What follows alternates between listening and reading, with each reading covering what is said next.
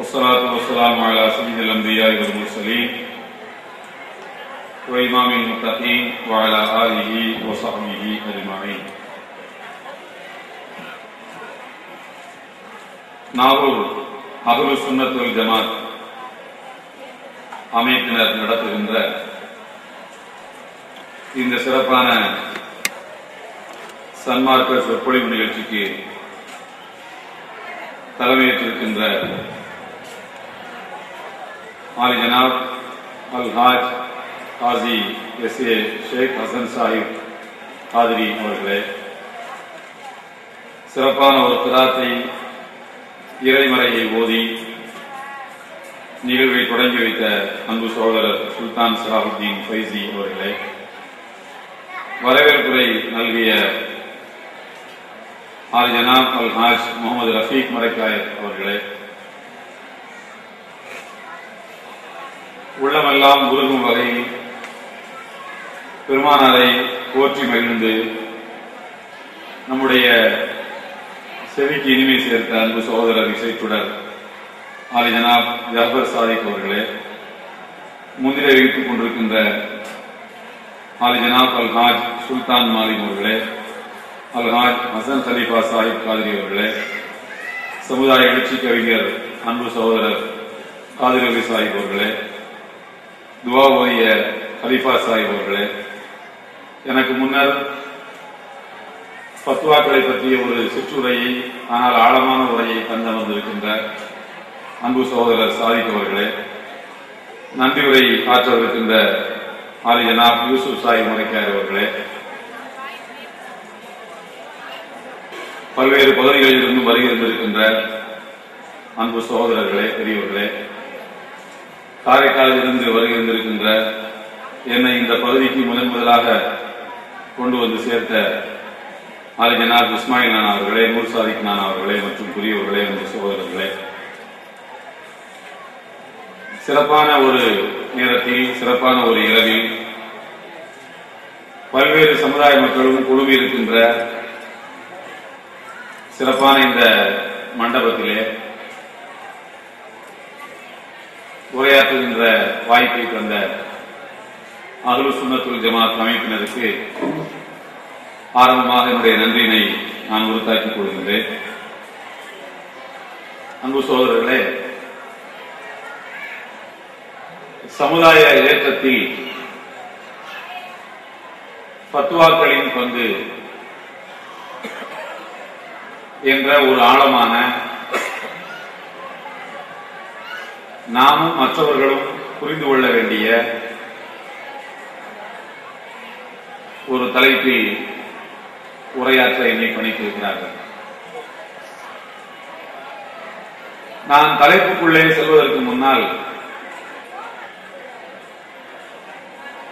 சில அடிப்படையான விஷயங்களை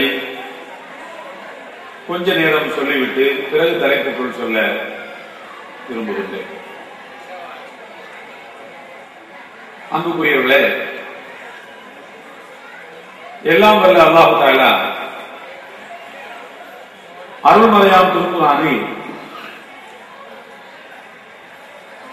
உலகத்தில் நடக்கப் போகின்ற எல்லா விஷயங்களுக்கும் முடிவை சொல்லிவிட்டானா? எது ஹலால் எது ஹராம் என்கின்ற முழுமையான பட்டியலை திருக்குர்ஆனில் சொல்லிவிட்டானா என்ற ஒரு கேள்விக்கு நபிகள் நாயகம் ஸல்லல்லாஹு அலைஹி வஸல்லம் அவர்களிடத்திலே பதில் கேட்டால் அவர்கள் சொல்கிறார்கள், கொஞ்சம் நயமாக சொல்கிறார்கள், அல்லாஹ் எதையெல்லாம் ஹலால் ஆக்கினானோ அது ஹலால், அல்லாஹ் எதையெல்லாம் ஹராம் ஆக்கினானோ அது ஹராம் என்று சொன்னார்கள். ஹராம்கள் அனைத்தையும் அல்லாஹ் சொல்லிவிட்டான் என்றோ ஹலால்கள் அனைத்தையும் அல்லாஹ் சொல்லிவிட்டான் என்றோ சொல்வதற்கு பதிலாக அல்லாஹ் எதை ஹராம் என்று சொன்னானோ அவை அனைத்தும் ஹராம், அல்லாஹ் எவற்றை ஹலால் என்று சொன்னானோ அவை அனைத்தும் ஹலால் என்று சொன்னார்கள். அதற்கடுத்து பெருமானார் ஸல்லல்லாஹு அலைஹி வஸல்லம் சொல்றார்கள், வமா சகத அன்ஹு ஃபஹுவ ஆஃபுன். எதை பற்றி எதுவும் சொல்லாமல் விட்டுவிட்டானோ, வமா சகத அன்ஹு, எதை பற்றி அல்லாஹ் எதுவும் சொல்லாமல் விட்டுவிட்டானோ அவை உங்களுக்கு மன்னிப்பளிக்கப்பட்டவை. ஆஃபு என்று சொன்னால் மன்னிப்பளிக்கப்பட்ட களம். எதை பற்றி இறைவன் மௌனமாக இருந்து விட்டானோ அவற்றை எல்லாம் சொல்வதற்கு இறைவன் மறந்து விட்டான் என்று நீங்கள் நினைக்காதீர்கள். இவைகள் ஹலாலா அல்லது ஹராமா என்று திருக்குரானில் இறைவன் சொல்லவில்லை என்றால் மறந்து அவற்றை இறைவன் விட்டுவிட்டான் என்று நீங்கள் நினைத்துக் கொள்ளாதீர்கள். வமா கான ரப்புக நசியா, இறைவன் மறப்பவன் அல்ல. வேண்டும் என்றுதான் அந்த விஷயங்களை இறைவன் சொல்லாமல் விட்டிருக்கின்றான் என்று நபிகள் நாயகம் ஸல்லல்லாஹு அலைஹி வஸல்லம் அவர்கள் குறிப்பிடுகிறார்கள். அருள்மறையாம் திருக்குரானில் இறைவன் வசனத்திலே சொல்கின்றான், மலக்குமார்கள் சொல்வதாக, வமா நதனஸ்ஸலு இல்லா பி அம்ரி ரப்பிக், இறைவன் கட்டளையிட்டால் மட்டும்தான் நபியே உனக்கு நாங்கள் வஹி கொண்டு வருவோம். இறைவன் கட்டளையிடாமல் எங்கள் இஷ்டத்துக்கு நாங்கள் வஹியை கொண்டு வர மாட்டோம். இதை போய் சொல்லுங்கள் என்று இறைவன் சொன்னால் சொல்வோம், சொல்லாதீர்கள் என்றால் சொல்ல மாட்டோம். எங்கள் இஷ்டத்துக்கு நாங்கள் எதையும் சொல்வதில்லை. அல்லாஹ் வஹியை கொண்டு செல்லுங்கள் என்று சொன்னால் மட்டுமே நாங்கள் சொல்வோம், செல்வோம் என்று மலக்குகள் சொல்வதாக இறைவன் அவர்களை அந்த வார்த்தைகளை சொல்கின்றான். அந்த வசனத்தினுடைய முடிவில் தான் இறைவன் சொல்கின்றான், வமா கான ரப்புக நசியா, இறைவன் மறப்பவன் அல்ல. இது ஒரு அடிப்படையான விஷயம். இறைவன் எதையெல்லாம் சொல்லாமல் விட்டானோ அவற்றை மறந்து விடவில்லை, வேண்டும் என்று விட்டான். எதற்கு வேண்டும் என்று விட்டான்? எதை சொல்லி இருக்கின்றானோ அவற்றின் நிழலில் நின்று ஆய்வுகளை செய்து சொல்லாமல் விட்டவைகளை நீங்களாக முடிவெடுத்துக் கொள்ளுங்கள், இது ஹலாலா ஹராமா என்று நாம் ஆய்வு செய்வதற்கு இறைவன் சில களங்களை காலியாக விட்டிருக்கின்றான்.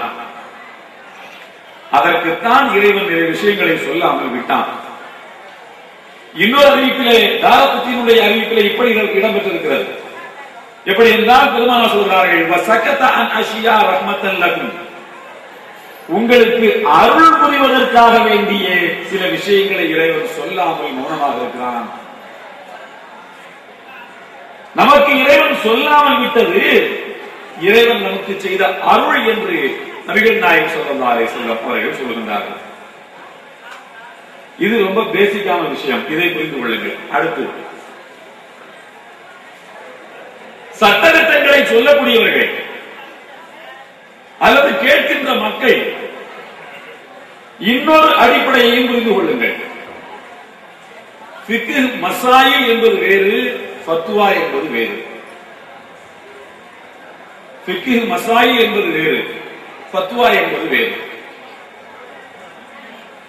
ஃபிக்ஹ் மசாயில், தண்ணீர் இல்லாத இடத்தில் தயமம் செய்து கொள்ளலாம், தண்ணீர் இருந்தும் பயன்படுத்த முடியாமல் இருந்தால் தயமம் செய்து கொள்ளலாம். இது மசாயில். தண்ணீரை பயன்படுத்துகின்ற நிலையில் நான் இல்லை என்பதை முடிவு செய்வது ஃபத்வா. இதை சகோதரர் சாதிக் அவர்கள் தன்னுடைய உரையிலும் முன்னுரையிலும் சொல்லி காட்டினார். உலகத்தில் உள்ள மொழிகளை எல்லாம் படிக்க சொன்னார்கள் பெருமானார் ஸல்லல்லாஹு அலைஹி வஸல்லம் அவர்கள். யூதர்களின் மொழியை கூட படியுங்கள் என்று ஒரு நபித்தோழரை அதற்கென்று நியமித்தார்கள். 15 நாளில் யூதர்களின் மொழியை அவர் படித்து முடித்தார். ஸைத் பின் சாபித் அன்சாரி ரலியல்லாஹு தஆலா அவர்கள் 15 நாளில் யூதர்களுடைய சுரியானி மொழியை கற்றார். அதிலே கவிதை எழுதுகிற அளவுக்கு புலமை பெற்றார். பெருமானாரின் துஆவினால் 30 நாளில் மலையாளம், 40 நாளில் ஆங்கிலம், 50 நாளில் ஹிந்தி என்றெல்லாம் புத்தகத்தை தான் நீங்கள் பார்த்திருக்க முடியுமே தவிர அதை யாரும் அப்படி படித்ததாக நாம் பார்க்க முடியாது. யாராவது ஒரு இந்திக்கார பொண்ணு அவனை பார்த்து சிரிச்சான், 30 நாட்கள் இந்தி புத்தகத்தை வாங்கி படிச்சுக்கிட்டே இருப்பான். 30 நாள்ல அவருக்கு ஒன்றும் புரியாது. அவ்வளவுதான். 15 நாளில் ஒரு மொழியை படித்தார். இப்படி உலகத்தில் உள்ள மொழிகளை எல்லாம் படிக்க சொன்னார்கள் பெருமானார். ஆனால் இந்தியாவில் உள்ள ஆலிம்கள் ஆங்கிலத்தை படிக்காதீர்கள் என்று சொன்னார்கள். அப்படியானால் அரேபியக்காட்டு ஆலிம்களிடம் போய் கேட்டால் சொல்வார்கள், இந்தியாவில் அப்போது வாழ்ந்த ஆலிம்கள் நபி மொழிக்கு முரணாகிவிட்டார்கள், நபி மொழிக்கு மாற்றமாக பத்துவா கொடுத்து விட்டார்கள், நபி மொழிக்கு எதிரானவர்கள் அவர்கள் எல்லாம் என்று சொல்லிவிடுவார்கள். ஏன் ஆங்கிலம் படிக்க கூடாது, ஹராம் என்றே சொன்னார்கள், மக்ரூஹ் கூட சொல்லல. ஹராம் என்று ஏன் சொன்னார்கள் என்றால், ஆங்கிலேயரை விட முஸ்லிம்களுக்கு யூதர்கள் கடுமையான விரோதிகளாக இருந்த காலகட்டத்தில் அந்த மொழியை படிக்க சொன்னார்கள் பெருமானார். ஆங்கிலேயருடைய மொழியை படிக்காதீர்கள் என்று ஆலிம்கள் சொன்னார்கள். இரண்டுக்கு இடையே வித்தியாசம் உண்டு. ஏனென்றால் இவன் படித்தால் சகோதரர் சாதிக் அவர்களுடைய உரையை முன்னுரை சொன்னது போல அந்த கலாச்சாரத்தோடு போய் சேர்ந்து கொள்வார்கள். அது எப்படிங்க போய் சேருவார்கள் என்று நீங்கள் கேட்கலாம். போய் சேருவார்கள் கண்டிப்பாக. அதற்கு உதாரணத்தை நீங்கள் பார்க்க வேண்டும் என்றால் மலேசியா, சிங்கப்பூரை நீங்கள் பார்க்கலாம். ஆங்கிலம் படித்தார்கள், இன்றைக்கும் அந்த கலாச்சாரத்தை அவர்கள் நடை உடை பாவனையில் பின்பற்றுகிறார்கள். பர்தா என்பது முறைப்படி அங்கே இல்லை. பேக்கில் பெண்கள் பேக்கில் பர்தாவை வச்சுக்கிட்டு மடித்து வைத்துக் கொள்வார்கள். தொழுகைக்கு மட்டும் அணிந்து கொண்டு அங்கேயே மடித்து வச்சுட்டு தான் வெளியில வர்றாங்க. பர்தா என்பது தொழுகைக்கு மட்டும் என்ற எண்ணத்தை ஆங்கிலேயன் அங்கே ஊன்றிவிட்டான். அந்த மொழிகளை அவர்கள் படித்ததனால் நாமும் படித்திருந்தால் அந்த கலாச்சாரம் நமக்கு பிடித்து போயிருக்கும். இன்றைக்கு நம்மை அதிலிருந்து மீட்டுக் கொள்வதற்கு நாம் பெரும்பாடுபட வேண்டியிருக்கும். அதனால்தான் புத்திசாலித்தனமாக அந்த மொழியே படிக்காதீர்கள் என்றார்கள். சுதந்திரம் வாங்கியதற்கு பிறகு அந்த பத்துவா ஆட்டோமேட்டிக்கா லெஃப்ட் ஆயிடும், முடிஞ்சு போச்சு, காலம் முடிந்து விட்டது. பத்துவ மசாயில் என்பது என்றைக்கும் ஒரே மாதிரி தான். மசாயில்கள் என்றைக்கும் மாறாது. பத்துவாக்கள் என்பவை காலங்கள் மாற மாற பத்துவாக்கள் மாறிக்கொண்டே இருக்கும். பத்துவாக்கள் என்பவை ஒரு குறிப்பிட்ட காலத்துக்கு சொல்லப்படுபவை. மசாயில் என்பவை என்றென்றைக்கும் நிரந்தரமானவை. இது இரண்டாவது நான் உங்களுக்கு சொல்ல வருகின்ற விஷயம், அடிப்படையான விஷயம். அடுத்து மூன்றாவது உங்களுக்கு சொல்வது, பத்துவாக்களை கேட்பவர்களும் பத்துவாக்களை சொல்பவர்களும் கவனிக்க வேண்டிய விஷயம். எந்த பத்துவாவாக இருந்தாலும் அது மசாதிர் மகாசித் இரண்டு விஷயங்களை கவனிக்க வேண்டும். மசாதிர் என்று சொன்னால் இந்த பத்துவா எங்கிருந்து எடுக்கப்பட்டது என்கின்ற மூல விஷயம். மசாதிர் என்று சொன்னால் இந்த பத்துவாக்கள் எங்கிருந்து எடுக்கப்படுகின்றன என்கின்ற மூல அடிப்படையான விஷயம். மஸ்தர் என்றால் வேறு. எந்த பத்துவாவும் குர்ஆனில் இருந்தும் ஹதீஸில் இருந்தும் மட்டும்தான் எடுக்கப்பட வேண்டும். இதுக்கு அப்பால ஒன்ன தேடி போகவே முடியாது. இஜ்மா கியாஸ் என்பது குர்ஆன் ஹதீஸில் இல்லாட்டி போனார். இஜ்மாவிலும் ஹதீஸ் கியாஸிலிருந்தும் எடுக்கலாம் என்பதும் கூட குர்ஆன் ஹதீஸ் தான். அப்படி பார்த்தா அதுவும் ரெண்டு மஸ்தர்கள் தான் எடுக்க முடியும். இன்னொன்று, அடுத்து பத்துவா கொடுப்பவர்கள் பத்துவா பெறுபவர்கள் கவனிக்க வேண்டியது மகாசித். மகாசித் என்று சொன்னால் நோக்கங்கள். ஒரு சட்டம் எந்த நோக்கத்துக்காக சொல்லப்பட்டது என்பதை பார்க்க வேண்டும். இந்த மூன்று நான் உங்களுக்கு சொல்லி காட்டிருக்கக்கூடிய இந்த மூன்றும் அடிப்படையான விஷயங்கள். முதலாவது நினைவூட்டுகின்றேன், எல்லாம் திருக்குர்ஆனில் சொல்லப்படவில்லை. சில விஷயங்களை விட்டிருக்கின்றான், மறந்து விடவில்லை. இரண்டாவது, மசாயில் என்பது வேறு, பத்வா என்பது வேறு. மூன்றாவது, பத்வா கேட்பவர்களும் கொடுப்பவர்களும் கவனிக்க வேண்டியது மசாதிர் மகாசித். மசாதிர் என்றால் இது எங்கிருந்து எடுக்கப்படுகிறது என்பது, மகாசித் என்றால் எந்த நோக்கத்துக்காக இந்த சட்டம் சொல்லப்பட்டது என்பதை கவனித்து சொல்ல வேண்டியது. இதுதான் அடிப்படையான விஷயம்.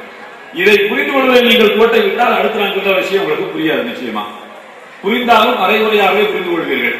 ஒண்ணு என்ன பத்தி நீங்க தப்பா சொல்லுவீங்க, அல்லது நீங்க தப்பா புரிஞ்சுக்குவீங்க, அவ்வளவுதான், வேற ஒண்ணு இல்லை. இப்போது நான் உங்களுக்கு விஷயத்துக்குள்ள வருகிறேன். முதலாவது, எல்லாம் வல்ல அல்லாஹ் தஆலா எந்த சட்டங்களை சொன்னாலும், அல்லாஹ் தஆலா எந்த சட்டத்தை சொன்னாலும் அந்த சட்டத்துக்கு ஏன் இப்படி ஒரு நான் சட்டத்தை சொல்கின்றேன் என்பதற்குரிய காரணத்தை நேரடியாகவோ மறைமுகமாகவோ திருக்குர்ஆனில் பதிவு செய்கிறார்கள். நேரடியாகவோ மறைமுகமாகவோ திருக்குர்ஆனில் பதிவு செய்கிறார். அதை புரிந்து கொள்ளக்கூடியவர்கள் தான் முஃப்திகள். அதை புரிந்து கொள்ளாதவர்கள் பத்வா கொடுக்க கூடாது. நம்ம சமுதாயத்தில் உள்ள பெரிய சிக்கல் என்னவென்றால், திருக்குர்ஆனுக்கு அர்த்தம் தெரிந்துவிட்டால் போதும், அல்லது ஒரு 4 புத்தகத்தை நபிமொழிகளை புகாரி, முஸ்லிம், இப்னு மாஜா, திருமிதி ஏதாவது ஒரு 4 சியாசித்தால 4 படிச்சா கூட போதும், அல்லது 3 படிச்சா போதும், அதுல 10-15 ஹதீஸ்களை தெரிஞ்சுக்கிட்டா போதும், பத்வா கொடுத்து விடலாம் என்று நினைத்து விடுகின்றோம். அப்படி சொல்வர்களிடம் போய் நாம் பத்வாவுக்கு கேட்க ஆரம்பித்து விடுகின்றோம். அதான் பெரிய சிக்கல் உங்கள்கிட்ட. சட்டத்தினுடைய நோக்கங்களை நான் உங்களுக்கு சொல்கின்றேன், பாருங்கள். முதலாவது மது விஷயத்தை பார்ப்போம். மது கூடாது, குடிக்க கூடாது என்று அல்லாஹ் சொல்லும் போது அதற்கு ஒரு நிரந்தர தடையை விதிக்கும் போது இறைவன் பயன்படுத்துகிற வார்த்தையை பாருங்கள். நீங்கள் மதுவை விட்டு பூரணமாக விலகிக் கொள்ளுங்கள் என்று சொல்லிவிட்டு சொல்கின்றான். இன்னமா யுரீது ஷைத்தான் அன் யூகியா பைனகும் அதாவத வல் பக்தா ஃபில் ஹம்ரி வல் மைசிர் வ யசுத்தகும் அன் திக்ரில்லாஹ் வ அனிஸ் ஸலாத் வ ஹல் அன்தும் முன்தஹூன். மதுவை குடிக்க வைத்து ஷைத்தான் உங்களை எதிரே தள்ள விரும்புகிறான் தெரியுமா? உங்களுக்கிடையில் பகையையும் பூசலையும் உருவாக்க விரும்புகின்றான். என்னை வணங்க விடாமல் உங்களை தடுக்க விரும்புகின்றான். என்னை நினைக்க விடாமல் உங்களை தடுக்க விரும்புகின்றான். நீங்கள் விழித்துக் கொள்ளக் கூடாதா என்று வகல்லந்து முன்தகும், நீங்கள் விழித்துக் கொள்ளக் கூடாதா என்று இறைவன் கேட்கின்றான். நீங்கள் கவனியுங்கள், இறைவன் எவ்வளவு பெரிய அளவற்ற அருளாளன் பாருங்கள். என்ன சொல்லியிருக்க வேண்டும் என்று எனக்கு தோன்றுகிறது என்றால், இறைவன் இப்படி சொல்லியிருந்தா நல்லா இருக்கும். எப்படின்னா, என்னை வணங்க விடாமல் ஷைத்தான் உங்களை தடுக்கின்றான், மேலும் உங்களுக்கிடையில் பகையை ஏற்படுத்த விரும்புகின்றான் மதுவினால், ஆகையினால் மதுவை குடிக்காதீர்கள் என்று என்னை வணங்க விடாமல் தடுக்கின்றான் என்பதை இறைவன் முதலில் சொல்லியிருக்க வேண்டும். உங்களுக்கிடையில் சண்டையை ஏற்படுத்துகிறான், அதனால் குடிக்காதீர்கள் என்று இரண்டாவது சொல்லியிருக்க வேண்டும். ஏனென்றால் இறைவனுக்கும் தான் முதலிலே. ஆனால் இறைவன் என்ன சொல்றான்னா, ஷைத்தான் மதுவை குடிக்க வைத்து உங்களுக்கிடையில சண்டையை ஏற்படுத்துறான், ஆகையினால் மதுவை குடிக்காதீர்கள், என்னையும் வணங்க விடாம பண்ணிடலாம் உங்களுக்கு. இரண்டாவதுதான் இறைவனை பற்றி சொல்லுகிறார். இந்த வணக்கத்திலே இறைவன் ஒரு பெரிய, இந்த வசனத்திலே ஒரு பெரிய சோசியல் கான்சியஸ் இருக்கு, சமூக அக்கறை இருக்கு. மதுவை குடித்தால் அவன் தொலை வரமாட்டாங்கிறது கூட இரண்டாவது தான். அவன் முதல்ல சண்டை எடுத்துருவான், ஒரு பெரிய சமூக கேட்டுக்கு காரணமாயிடுவான். உங்களுக்கிடையில் பகையையும் பூசலையும் மதுவின் மூலம் ஷைத்தான் ஏற்படுத்த விரும்புகின்றான், ஆகையினால் நீங்கள் மது குடிக்காதீர்கள் என்று இறைவன் சொல்கிறார். ஒரு மிகப்பெரிய அறிஞர் தன்னுடைய படை பரிவாரத்தினரோடு அவர் வீதி வழியாக போய்க் கொண்டிருக்கின்றார். டமாஸ்கஸ் நகரத்தினுடைய வீதிகளிலே, சிரியா நாட்டினுடைய டமாஸ்கஸ் நகரத்தினுடைய வீதிகளிலே போய்கொண்டிருக்கின்றார். தலைநகரத்திலே ஒரு ஓரத்திலே தாத்தாரியர்கள் மது குடித்துக் கொண்டு கும்மாளம் அடித்துக் கொண்டு கிடக்கிறார்கள். அந்த மார்க்க அறிஞர் பார்க்காமல் போகிறார். அவரோடு வந்த சீடர்கள் எல்லாம் இப்படி எல்லாம் மதுவை குடித்துக் கொண்டது பெரிய பாவம் என்று எச்சரிக்கிறார்கள். அந்த மார்க்க அறிஞரோ பார்க்காமலே போகிறார். சீடர்கள் எல்லாம் சொன்னார்கள், ஒரு சின்ன தப்பு செய்தாலே நின்று நிதானித்து விசாரித்து அவனுக்கு உரிய தண்டனையை கொடுக்க வேண்டும் என்று நினைக்கிற நீங்கள் மதுவை குடித்து உளறிக் கொண்டிருக்கக்கூடிய ஒரு கூட்டத்தை கடந்து போகும்போது பார்க்காமலேயே போகிறீர்களே, இதை கண்டிக்க கூடாதா என்று கேட்டார்கள். அந்த பொதுமக்களின் பார்வையில் அந்த அறிஞர் செய்தது தவறு. மது குடிப்பவனை உடனடியாக கண்டித்திருக்க வேண்டும். பொதுமக்களின் பார்வையிலே அந்த அறிஞர் செய்தது மிக பெரும் தவறு. ஆனால் அந்த அறிஞர் சொன்னார் அந்த மக்களிடத்திலே, நான் அந்த மக்களை இப்போது கண்டிக்காமல் அவர்களை அப்படியே விட்டு செல்வதற்கு காரணம் என்ன தெரியுமா? இறைவன் சொல்கின்றான், மதுவை நான் ஹராமாக்கி இருப்பது எதற்காக என்று சொன்னால், பகை வரும், பூசல் வரும், சண்டை சச்சரவு வரும், அதனாலதான் மதுவை தடுத்திருக்கிறேன். மதுவை குடிச்சா சண்டை போடுவான், மதுவை குடிச்சா பிரச்சனை பண்ணுவான், மதுவை குடிச்சா ரோட்ல இருந்து உழதுவான், சண்டை போடுவான், இல்லாத பிரச்சனைகள் எல்லாம் பண்ணுவான். அதனால தான் இறைவன் மதுவை தடுத்திருப்பதாக சொல்கின்றான். ஆனால் இந்த மக்களோ தாத்தாரியர்களோ மதுவை குடித்தால் அமைதியாக இருப்பார்கள், போதை தெளிஞ்சு போச்சுன்னா நம்மகிட்ட சண்டைக்கு வருவான். போதை குடித்தால் வாழ்த்துக் கொண்டு சண்டைக்கு வருவார்கள். அவர்கள் போதையிலே இருப்பதுதான் சமுதாயத்துக்கு நல்லது, அதனால அவங்க குடிக்கிறது தான் நல்லது. அதனாலதான் நான் தடுக்காம போறேன். இதுதான் ஃபத்வா. இறைவன் மதுவை தடுத்ததற்கு காரணம் என்ன? குடித்தால் சண்டை வரும் என்பதுதான் காரணம். அப்போ சண்டை சச்சரவு இல்லாத ஒரு சாத்வீகமான சமுதாயம் உருவாகுவதற்கு மது குடிக்க கூடாது என்பது. குடித்தால் அமைதி நிலவும் என்றால் அப்ப அவனை குடிக்க விட்டுங்கிறதுதான் ஃபத்வா. இதுதான் ஒரு சட்டத்தினுடைய நோக்கத்தை புரிந்து கொள்ள வேண்டும் என்பது. ஒரு சட்டம் எதற்காக வந்தது, அந்த நோக்கத்தை புரிந்து கொள்ளாமல் ஒரு முஃப்தி ஃபத்வா கொடுக்க முடியாது. அதனால்தான் உங்களுக்கு சொன்னேன், முஃப்தி என்பவர் வேறு, ஃபிக்ஹ் மசாயில படித்த அறிஞர் என்பவர் வேறு. சட்டத்தை கேட்டா அவர் சட்டத்தை சொல்வார், அவ்வளவுதான். நீங்க ஃபத்வா கேட்டால் ஃபத்வா என்பது வேறாகத்தான் இருக்கும். ஆங்கிலம் படிப்பது ஹலாலா ஹராமான்னு கேட்டா எங்களை மாதிரி அறிஞர்கள்ட்ட கேட்டா ஹலாலுன்னு தான் சொல்லுவோம். ஒரு முஃப்திட்ட கேட்டா எல்லா சூழ்நிலைகளையும் அவர் பார்ப்பார், பார்த்து அதற்கு ஒரு ஃபத்வாவை தருவார். அது நிகழ்காலத்துக்கு ஏற்றது. அந்த காலத்தினுடைய யதார்த்தங்கள் சூழ்நிலைகள் மாறினால் ஃபத்வாவும் மாறிவிடும். ஃபத்வா என்பது நிரந்தரமானதல்ல. இது போன்ற மகாசித் என்கின்ற திருக்குர்ஆனுடைய சட்டங்கள் இறக்கப்பட்டதற்கான காரணத்தை அறிந்து கொள்பவர்களே முஃப்திகள். அந்த காரணத்தை அறிந்து கொண்டவர்கள் கூட நபித்தோழர்களில் வெகு சிலர் தான் காரணங்களோடு அறிந்து கொண்டவர்கள், எல்லா நபித்தோழர்களும் அல்ல. அன்னை ஆயிஷா ரலியல்லாஹு அன்ஹா, முஆத் இப்னு ஜபல் ரலியல்லாஹு அன்ஹு, ஹஜ்ரத் இப்னு அப்பாஸ் ரலியல்லாஹு அன்ஹு, ஹஜ்ரத் இப்னு உமர் ரலியல்லாஹு அன்ஹு, இது போன்ற நபித்தோழர்கள், இவர்கள் எல்லோருக்கும் சிகரம் வைத்தார் போல் இருப்பவர்கள் ஹஜ்ரத் உமர் ரலியல்லாஹு அன்ஹு அவர்கள் தான் இதுல நம்பர் 1. எந்த சட்டத்தையும் அதற்குரிய நோக்கங்களோடு புரிந்து கொள்ளக்கூடியவர்கள். அந்த நோக்கங்களை நபிகள் நாயகம் ஸல்லல்லாஹு அலைஹி வஸல்லம் அவர்களிடமிருந்து அவர்கள் கற்றுக்கொண்டார்கள். வேற எங்கிருந்து அவங்க கற்றுக்கொள்ளவில்லை, ரசூலுல்லாஹ் தான் கத்துக்கிட்டாங்க. பாருங்கள், இதற்கு உதாரணத்தை உங்களுக்கு சொல்லுகின்றேன். எல்லாம் வல்ல அல்லாஹ் அருள்முறையை சொல்கின்றான். 4வது அத்தியாயத்தினுடைய 101வது வசனம், இதா லரப்தும் ஃபில் அர்தி ஃபலைஸ அலைக்கும் ஜுனாஹுன் அன் தக்ஸுரு மினஸ் ஸலாத் இன் கிஃப்தும் அன் யஃப்தினக்கும் அல்லதீன கஃபரு. இறைவனை மறுக்கக்கூடியவர்கள் உங்களை தாக்கி விடுவார்களோ என்கிற அச்சம் உங்களுக்கு இருக்குமானால் நீங்கள் பயணத்தில் இருக்கும்போது தொழுகையை சுருக்கிக் கொள்ளுங்கள். அல்லாஹ் என்ன சொல்றான்? 4:101ல இறைவனை மறுக்கக்கூடியவர்கள் உங்களை தாக்கி விடுவார்களோ என்கிற அச்சம் இருந்தால் பயணத்தில் இருக்கும்போது தொழுகையை சுருக்கிக் கொள்ளுங்கள். உள்ளூர்ல தாக்கக்கூடிய நிலைமை இருக்காது, வெளியூருக்கு போறதா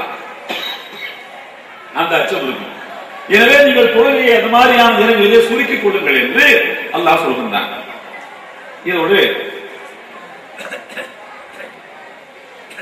நபிகள் நாயகம் ஸல்லல்லாஹு அலைஹி வஸல்லம் உமர் ரலியல்லாஹு அன்ஹு அவர்கள் வந்து சொன்னார்கள், கொஞ்ச நாள் கழிச்சு, அல்லாஹ்வுடைய தூதரே, அச்சம் இருந்தால் தொழுகையை சுருக்கிக் கொள்ளுங்கள் என்று இறைவன் சொல்லுகிறான்.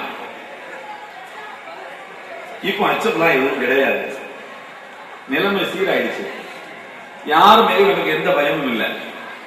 ரசூலுல்லாஹ்வுடைய கடைசி காலகட்டத்தில் அரபுலகத்தில் பெருமானாருக்கு எதிராக போர் நடத்துவதற்கு மாத்திரமல்ல, பெருமானாருக்கு எதிராக பேசுவதற்கு மாத்திரமல்ல, பெருமானாருக்கு எதிராக சிந்திப்பதற்கு கூட ஒருவனுக்கும் துணிவில்லை என்கிற ஒரு நிலையோடு தான் பெருமானார் இந்த உலகத்திலிருந்து இறைவன் அழைத்துக் கொண்டார். அந்த காலகட்டத்தில் உமர் ரலியல்லாஹு அன்ஹு அவர்கள் ரசூலுல்லாஹ்விடத்தில் கேட்கிறார்கள், அல்லாஹ்வுடைய தூதரே, இப்போது நமக்கு அச்சம் என்று எதுவும் கிடையாது, இப்போது நமக்கு அச்சம் கிடையாது, ஆகையினால் பயணத்தில் இருந்தாலும் 4 ரக்காத் தான் தொழணும்னு சொல்லிடலாமா? அந்த காரணம் நீங்கிவிட்டது, அதனால சட்டமும் நீங்கி இருந்தானே என்று கேட்டார்கள். நபிகள் நாயகம் ஸல்லல்லாஹு அலைஹி வஸல்லம் சொன்னார்கள், இது இறைவன் உங்களுக்கு தந்த சலுகை, ஃபக்பிலு ருக்ஸதஹு, இறைவனுடைய சலுகையை மறுக்காதீர்கள், ஏற்றுக்கொள்ளுங்கள். அச்சம் இருந்தாலும் இல்லாவிட்டாலும் சரிதான், இறைவன் தந்த சலுகையை நீங்கள் பயன்படுத்திக் கொள்ளுங்கள் என்று சொன்னார். ஒரு சட்டத்தினுடைய நோக்கத்தை ரசூலுல்லாஹ்விடத்தில் கேட்கிறார்கள், இந்த சட்டத்தினுடைய நோக்கம் என்ன? அச்சத்தில் இருக்கும்போது மட்டுமா, அச்சம் நீங்கினாலுமா என்று கேட்கும் போது பெருமானார் நோக்கத்தை தெளிவுபடுத்தி விட்டார்கள். இது சலுகை, சலுகை எப்போதும் உண்டு. பயணம் என்று வரும் போதெல்லாம் இந்த சட்டம் இதற்கு பொருந்தும். அச்சம் இருக்கிறதா இல்லையா என்பதை பற்றி பிரச்சனை இல்லை என்று அந்த வசனத்துக்கு பெருமானார் விளக்கம் தந்தார்கள். அதனால் உமர் ரலியல்லாஹு தஆலா அவர்கள் அச்சம் நீங்கினாலும் 2 ரக்காத்துகள் தான், லோஹர், அஸ்ர், இஷா இவைகளெல்லாம் இந்த சட்டத்தை தக்க வைத்தார்கள். இந்த நோக்கத்தை பெருமானாரிடமிருந்து தான் அவர்கள் கற்றுக்கொண்டார்கள் என்பதற்காக உங்களுக்கு சொல்லுங்கள். இன்னொன்று, பெருநாள் தினத்துக்கு குர்பானி கொடுக்கிறோம் அல்லவா?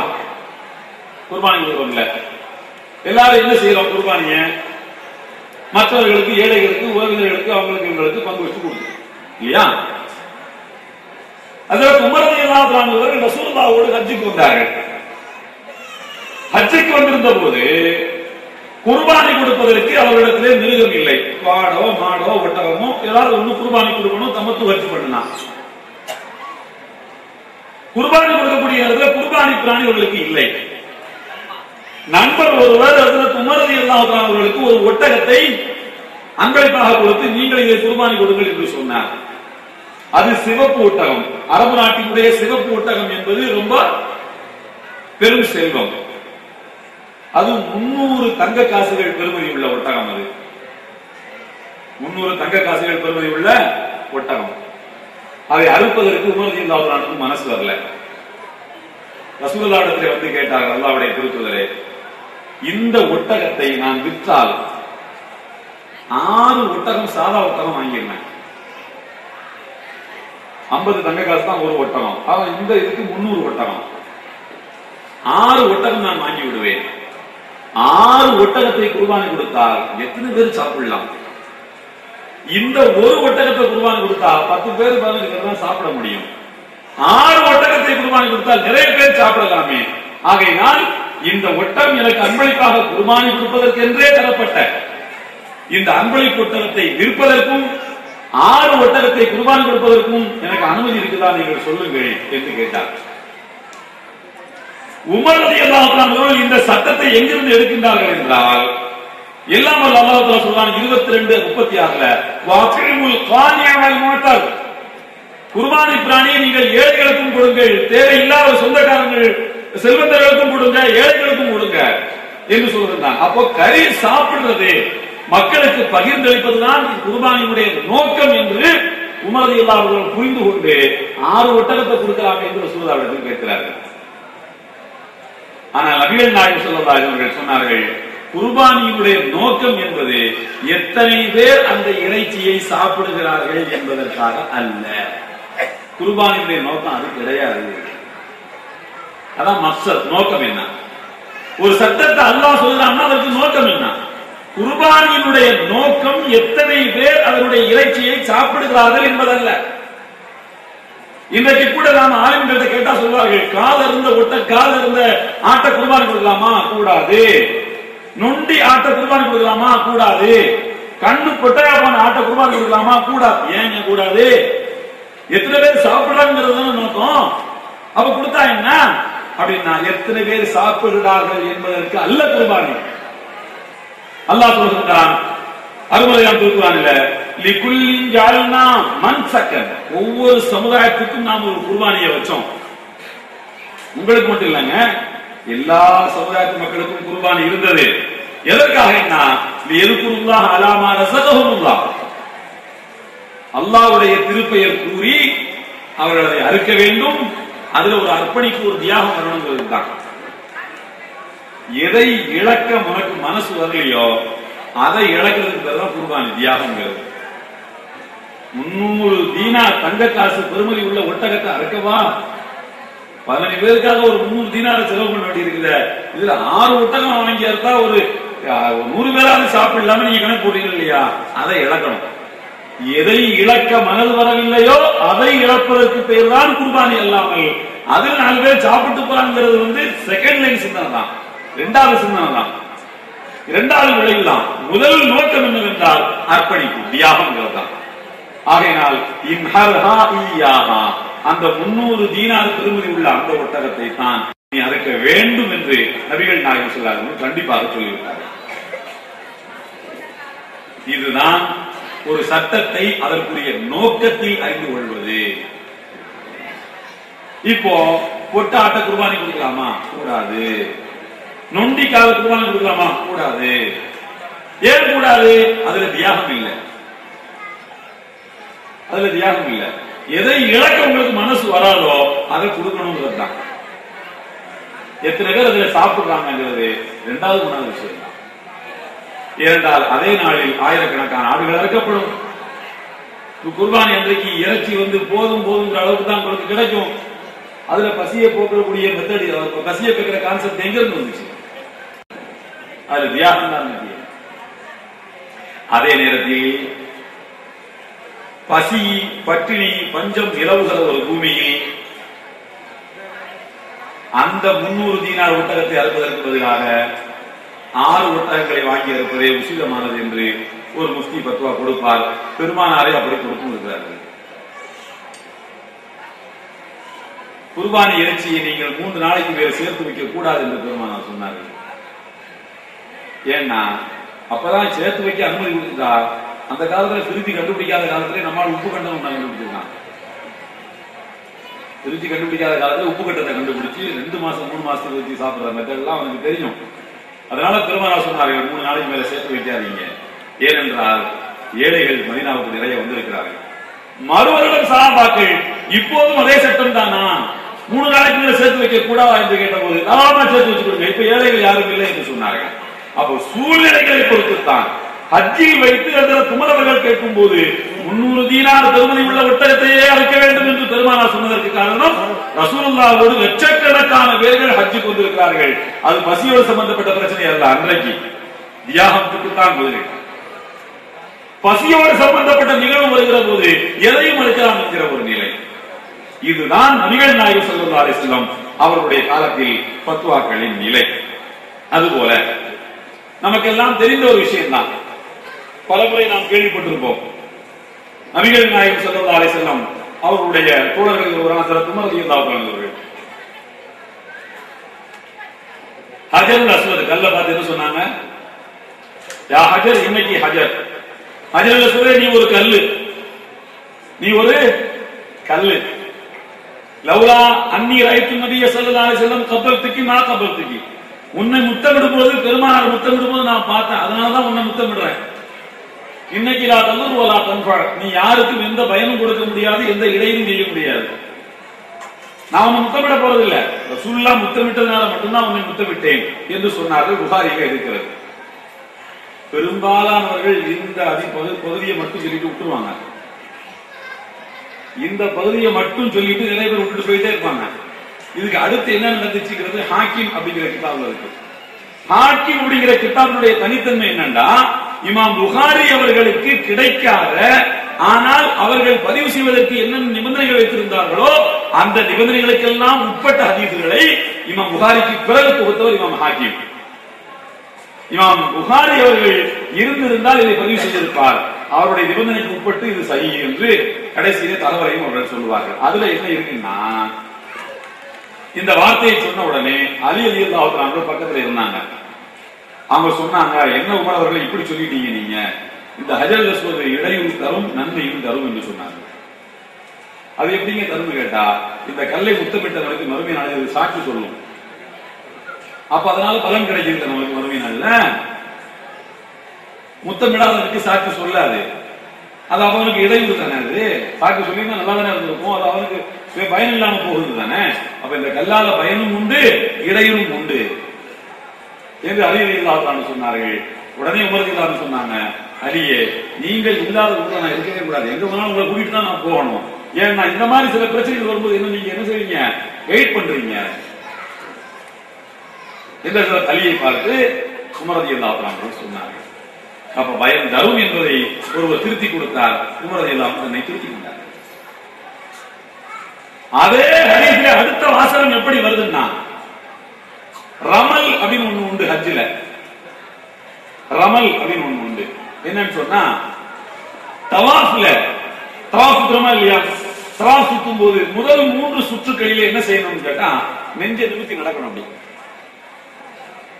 முதல் 3 சுத்துக்களிலே தவாஃப் சுத்தும் போது பணிவை காட்டக்கூடாது. அப்படி நெஞ்ச நிமித்தி நடக்கணும். ஏன் இறை இல்லாம காவத்துல்லாவுக்கு போனா பணியத்தானே செய்யணும் அப்படின்னு கேட்டா ரசூலுல்லாஹ் சொன்னாங்க நெஞ்ச நிமித்தி தான் நீங்க நடக்கணும். அந்த வலது தோளையும் திறந்து காட்டணும். இஹ்ராம்ல தோள் திறந்து இருக்கணும். இதுக்கு என்ன காரணம்னா மக்காவில் இருந்து ஹிஜ்ரத் பண்ணி சஹாபாக்கள் மதீனாவுக்கு போனாங்க. அங்க போயிட்டு உம்ராவுக்கு ஹிஜ்ரி 5வது ஆண்டு அவங்க திரும்பி வரக்கூடிய நேரத்துல மக்காவில் உள்ள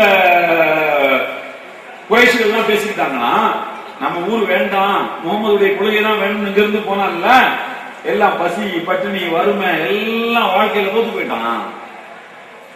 எல்லாம் பஞ்சத்தில் அடிபட்ட மாதிரி வெளிஞ்சி கருத்துக்கு வந்திருப்பான் பாரு. உமரை பாரு, அபூபக்கர் பாரு, எப்படி தேஞ்சு போயிருக்காருன்னு பாரு, எப்படி நோஞ்சா மாதிரி இருக்காருன்னு பாருன்னு பேசிக்கிட்டாங்க. அப்ப நபிகள் நாயகம் ஸல்லல்லாஹு அலைஹி வஸல்லம் சொன்னார்கள், தோழர்களே நாம் எல்லாம் ஓய்ந்து விடவில்லை, நோஞ்சா நாய் விடவில்லை, இன்னும் வீரமாத்தா இருக்கணும் உங்களுக்கு காட்டணும்.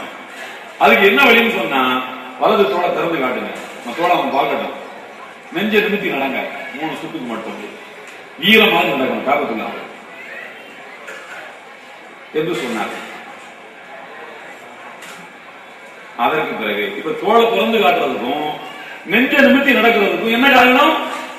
நாம பலவீனமாக இல்லை, வலிமையாகத்தான் இருக்கிறோம் என்று எதிரிகளுக்கு காட்டுவதுதான் நோக்கம். இதை உமர் ரலியல்லாஹு தஆலா அவர்கள் என்ன சொல்றார்கள் என்றால், இன்னாக்கும் மாலனா வலிர் ரமல், இப்போது நாம் எதற்கு ரமல் செய்ய வேண்டும், இப்போ நாம் எதற்கு தோளை திறக்கணும், இப்போ நாம் எதற்கு நெஞ்ச நிமித்தி நடக்கணும் என்று சுத்திதான் போகணும், வரக்கூடாது. இப்போ நாம் எதுக்கு நெஞ்ச நிமித்தி நடக்கணும், இப்போ நாம் எதுக்கு தோளை விரித்து காட்ட வேண்டும், இப்ப எந்த எதிரிக்கு நம்ம தோளை காட்ட போறோம்? மக்கள் எந்த முஸ்லிம் இருக்கிறார், இறைவனை மறுக்கிற யார் இருக்கிறா, எல்லாரும் முஸ்லிம் தான். இப்ப யாருக்கு தோளை காட்டணும், இப்ப எதுக்கு நெஞ்ச நிமித்தி நடக்கணும்? மாலனாவலி ரமல், ரமலுக்கு நமக்கு இனிமே எந்த சம்பந்தமும் கிடையாது. இன்னா குன்னா ராயினல் முஷ்ரிக்கி, இணை வைப்பவர்களுக்கு நம்முடைய பலத்தை காட்டவே நாம் நெஞ்சை நிமித்தி நடந்தோம். இப்போது அவர்கள் யாரும் இங்கே இல்லை, அல்லாஹ் அவர்கள் ஒண்ணும் இல்லாமல் ஆக்கிவிட்டான் என்று சொன்னார்கள். சொல்லிவிட்டு உடனே யோசிக்கிறார்கள், ஆனாலும் இது நான் சட்டமாக்க மாட்டேன், நீங்க புரிஞ்சுக்கணும், அவ்வளவுதான். நெஞ்ச நிமித்தி நடக்கணும்னா இப்போ நான் சொல்றேன், இப்பவும் தோளை திறந்து நடக்கணும் தான் நான் சொல்லுவேன். பின்னால யாரும் என்ன செய்யக்கூடாது, அந்த காலம் முடிஞ்சு கொஞ்சம் செய்யக்கூடாது. ஏன்னா அவர்கள் சொல்கிறார்கள், செய்யும் சனாஹுன் நபியு ஃபலா நஹிப்பு நதுர்கா, ரசூலுல்லாஹ் செய்த ஒரு செயலை விட மனமில்லாமல் அதை செய்ய வேண்டும் என்று நான் சொல்கின்றேன். அந்த செயலை செய்யுங்க, ரசூலுல்லாஹ் செஞ்சிட்டாங்க, அதனால செய்யுங்க. காரணம் நீங்கி விட்டது, ஆனாலும் செய்ய வேண்டும். காரணம் நபிகள் நாயகம் ஸல்லல்லாஹு அலைஹி வஸல்லம் மேல அன்பு, அவர்கள் செய்த செயல். ஆனால் இதே கான்செப்ட் எல்லாத்துக்கும் பொருந்துமா? காரணம் நீங்கிவிட்டால் சட்டம் நீங்கிவிடும் என்பது பொது விதி. ஆனாலும் பெருமானவர் செய்தார் என்பதற்காக நான் செய்கிறேன். இது அமல்கள் சம்பந்தப்பட்ட விஷயத்துல, தவாஃபுடைய விஷயத்துல.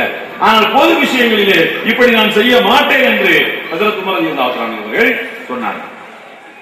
ரசூலுல்லாஹி ஸல்லல்லாஹு அலைஹி வஸல்லம் காலத்துல ஒட்டகத்துக்கு ஜகாத் உண்டு, குதிரைக்கு ஜகாத் கிடையாது. ஒட்டகத்துக்கு உண்டு, ஆட்டுக்கு உண்டு, மாட்டுக்கு உண்டு. உமர் ரலியல்லாஹு அன்ஹுடைய காலத்துல என்ன பண்ணாங்கன்னா, எல்லாரும் ஒட்டகத்தை செல்வமா வச்சுக்கிறது இல்லை, எல்லாரும் குதிரையை வாங்கி என்ன பண்றது, மந்தைகள் அடச்சு வச்சுக்கிறது. ஏன்னா அதுக்கு தானே ஜகாத் கிடையாது. ஒட்டகம்னா என்ன பண்ண வேண்டியிருக்கும், 5 ஒட்டகத்துக்கு ஒரு ஆடு ஜகாத் கொடுக்க வேண்டியிருக்கும். அதனால ஜகாத்துல இருந்து தப்பிக்கிறதுக்காக எல்லாரும் என்ன பண்ணாங்கண்டா, குதிரையா வாங்க ஆரம்பிச்சாங்க ஒட்டகத்துக்கு பதிலா. உமர் ரலியல்லாஹு அன்ஹு சொன்னார்கள், ரசூலுல்லாஹ் குதிரைக்கு ஜகாத் வாங்கவில்லை, ஆனா நான் வாங்குவேன். ரசூலுல்லாஹ் குதிரைக்கு ஜகாத் வாங்கவில்லை, ஆனால் நான் வாங்குவேன். ஏனென்றால் நீங்கள் குதிரையை ஒரு முதலீடாக பார்க்க ஆரம்பித்து விட்டீர்கள். முதலீட்டுக்கு ஜகாத் உண்டு, குதிரைக்கு ஜகாத் கொடுத்தாங்க. இது அவர்கள் செய்த சீர்திருத்தம், சமுதாய சீர்திருத்தம். இது இல்லை என்று சொன்னால் செல்வம் குதிரையிலே முடங்கிடும், ஏழைகளுக்கு கிடைக்க வேண்டியது கிடைக்காமலேயே போய்விடும். ஏழைகள் ஏழையா இருப்பான், செல்வந்தனாவே இருப்பான். எங்க தப்பிச்சு ஓட பாக்குற, குதிரையை வாங்கி வச்சா அவன் விட்டுருவோம் நினைச்சிட்டு இருக்கியா, ஜகாத்தை கொடுத்து போயாங்க. இதே மாதிரி உஸ்மான் ரலியல்லாஹு காலத்துல ஒரு பிரச்சனை வந்தது. என்ன தெரியுமா, கணவன் மனைவி சந்தோஷமா வாழ்ந்துட்டு இருக்காங்க. கணவன் மனைவினா சண்டை வர்றது இயல்பான விஷயம் தான். அது 2 பேருக்கு என்ன காரணத்தினால சண்டை வருதுன்னா தாட் ப்ராசஸ்ல வரக்கூடிய வித்தியாசம் தான், சிந்தனை ஓட்டத்தில் வரக்கூடிய வித்தியாசம் தான். இன்னைக்கு கூட தமிழ் இந்து பத்திரிகை ஒரு கட்டுரை வந்திருக்கு, எதனால கணவன் மனைவி இடையில சண்டை வருது. ஏன்னா மனைவி அவங்களுக்கு டீ குடிக்கணும்னு தோணுச்சுன்னா, எங்க டீ குடிக்கீங்களான்னு அவர்கிட்ட கேட்பாங்க, மாப்பிள்ளைங்க எங்க டீ குடிக்கீங்களான்னு. அவர் என்ன சொல்லணும், எனக்கு வேண்டாம் மட்டும் சொல்லக்கூடாது, நீ வேணா குடின்னு சொல்லணுமா. இதை சொல்றதுக்கு தான் அவர் நம்ம மேல பாசமா இருக்காரான்னு செக் பண்றதுக்கா, ஏங்க நீங்க டீ குடிக்கிறீங்களா முதல்ல கேட்பாங்களாம். அப்படியே எழுதிருக்கான். இவர் என்ன சொல்லக்கூடாது, எனக்கு வேண்டாம் அப்படின்னு மட்டும் சொல்லக்கூடாது, நீ வேணா குடிய. அந்த வார்த்தைக்காக வேண்டியே கணவன் வாயிலிருந்து நீ குடி டீ குடின்னு சொல்லணுங்கிறதுக்காண்டி தான் அந்த அம்மா இப்படி சொல்றது. ஆனா அவர் என்ன பண்றாருன்னா அதை புரிஞ்சுக்கிறாம எனக்கு வேண்டாம் மட்டும் சொல்லிடுறாரு. இந்த மனுஷன் அந்த காலத்துல இருந்தே இப்படித்தான், அவனை மட்டும்தான் பாப்பான்னு அம்மா நினைச்சுக்கிறது. இது ஒரு உதாரணம், அவன் சொல்லியிருக்கிற உதாரணம் தான் நான் அவனுக்கு சொல்றேன். இப்போ இந்த சண்டை சச்சரவு முத்தும் போது என்ன ஆகுது அப்படின்னு கேட்டீங்கன்னா, என்ன ஆகுதுன்னா, கணவர் பெரிய செல்வந்தரா இருப்பாரு, கணவர் செல்வந்தரா இருப்பாரு. அவர் என்ன நினைக்கிறாரு, நம்ம கூட காலமெல்லாம் இவ சண்டை போட்டிருக்கா, நமக்கு ஒழுங்கா கிருமத் பண்ணல, பணிவிட பண்ணல, ஒழுங்கான மனைவியா நமக்கு இல்ல, சமுதாயத்துக்கு பயந்து சொந்தக்காரனுக்கு பயந்து ஓட்டுவோம்னு ஓட்டிருக்கோம் அவ்வளவு நாளும். ஆனால் நாம இறந்ததுக்கு அப்புறம் மனைவிக்கு நம்முடைய சொத்துல 8ல் 1 பகுதி போகுது. எவ்வளவு போகுது, 8ல் 1 பகுதி போகுது, 1/8 போகுது. நமக்கு ஒரு பணிவிடையும் செய்யாம நாம இறந்ததுக்கு அப்புறம் நம்முடைய சொத்துல 8ல் 1 பகுதியா இவளுக்கு. அப்படின்னு இந்த கணவன்மார்கள் என்ன பண்ணிருக்காங்கன்னு சொன்னா, மௌத்தா போறோம் அப்படின்னு தெரியறதுக்கு 2 நாளைக்கு முன்னாடி கொண்டாடி தலாக் பண்றது, மனைவிய தலாக் பண்றது. பெரிய புத்திசாலி அவரு. தலாக் விடப்பட்டதுக்கு அப்புறமா இறந்தா இத்தா காலத்துக்கு ஜீவனாம்சம் மட்டும் கொடுத்தா போதும், சொத்துல பங்கு கிடையாது. ஏன்னா உயிர் போகும்போது மனைவி இல்ல, உயிர் போகும்போது மனைவி இல்ல, அதனால என்ன கிடையாது, சொத்துல பங்கு கிடையாது. இது சட்டம். இதை பயன்படுத்தி சட்டத்தினுடைய ஓட்டைகளுக்குள்ள பூந்து என்ன பண்றதுன்னா, டாக்டர் கை விட்டோடனே அந்த தலாக் விட்டேன் அப்படிங்கிறது. இதோ 10 வருஷத்துக்கு முன்னாடி விட்டுருந்தா நம்ம வேற யாரையும் கல்யாணம் பண்ணிட்டு நல்லா இருந்து போயிட போகுது. மௌத்தாவதுக்கு 2 நிமிஷத்துக்கு முன்னால 10 நிமிஷத்துக்கு முன்னால 2 நாளைக்கு முன்னாடி தலாக் விடுறது ஒரு நோய் மக்கள்கிட்ட பரவும். உஸ்மான் ரலியல்லாஹு அன்ஹு சொன்னார்கள், சட்டம் அதாங்க, ஆனா இப்ப நான் ஒரு சட்டம் சொல்றேன் கேளுங்க, இந்த மாதிரி எவன்லாம் சொத்துக்களை மனைவிக்கு கொடுக்கறதுல இருந்து தப்பிக்கிறதுக்காக தலாக் விடுறானோ அவன் சொத்தெல்லாம் எத்தனை நாளைக்கு முன்னாடி தலாக் விட்டாருன்னு நோய் மரண மௌத்து, அதுக்கு பேர் மரண மௌத்துன்னு பேரு. எந்த வியாதியில் அவர் மரணம் அடைகிறாரோ அந்த வியாதி, அவருக்கு கடைசியாக அவர் சந்தித்த வியாதி, அந்த வியாதியில ஒருவர் தலாக் விட்டாலும் சரி, அந்த மனைவிக்கு அந்த கணவனுடைய சொத்திலிருந்து நான் பங்கு கொடுப்பேன். இன்னல்லாஹ லா யஸிது பிஸ்ஸுல்தான் மா லா யஸிது பில் குர்ஆன். குர்ஆனை கொண்டு இறைவன் எதை தடை செய்யவில்லையோ அதை ஆட்சி அதிகாரத்தை கொண்டு தடை செய்கிறான். எல்லா விஷயங்களும் எல்லாம் குர்ஆன்ல தடை செய்யறது இல்ல. அதிகாரிகளை தந்து அவங்களுக்கு ஞானங்களை கொடுத்து விளங்கக்கூடிய ஹிக்மத்தை கொடுத்து அவர்கள் மூலமாக அல்லாஹ் சில விஷயங்களை தடை செய்கிறான் என்று ஹஜ்ரத் உஸ்மான் ரலியல்லாஹு அன்ஹு சொன்னார்கள். இந்த ஃபத்வாவை சஹாபாக்கள் ஏற்றுக்கொண்டார்கள், யாரும் மறுக்கல.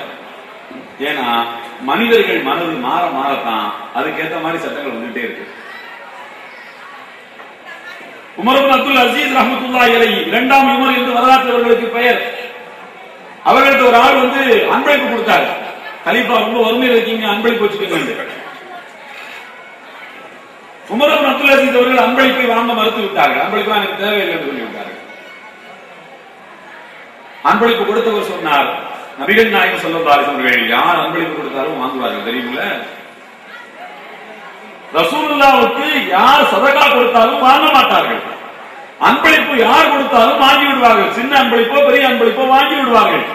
ஆனால் நீங்கள் நபி வழி நடப்பதாக சொல்லுகின்ற நீங்கள், நபி வழியில் ஆட்சி நடத்துவதாக சொல்கிற நீங்கள், நாங்கள் தரக்கூடிய அன்பளிப்பை ஏன் வாங்க மறுக்கிறீர்கள் என்று கேட்டபோது கலீஃபா உமர் இப்னு அப்துல் அசீஸ் அவர்கள் சொன்னார்கள், ரசூலுல்லாஹ்வுக்கு நீங்கள் கொடுத்ததற்கு பெயர் அன்பளிப்பு, எனக்கு தருவதற்கு பெயர் மறைமுக லஞ்சம்.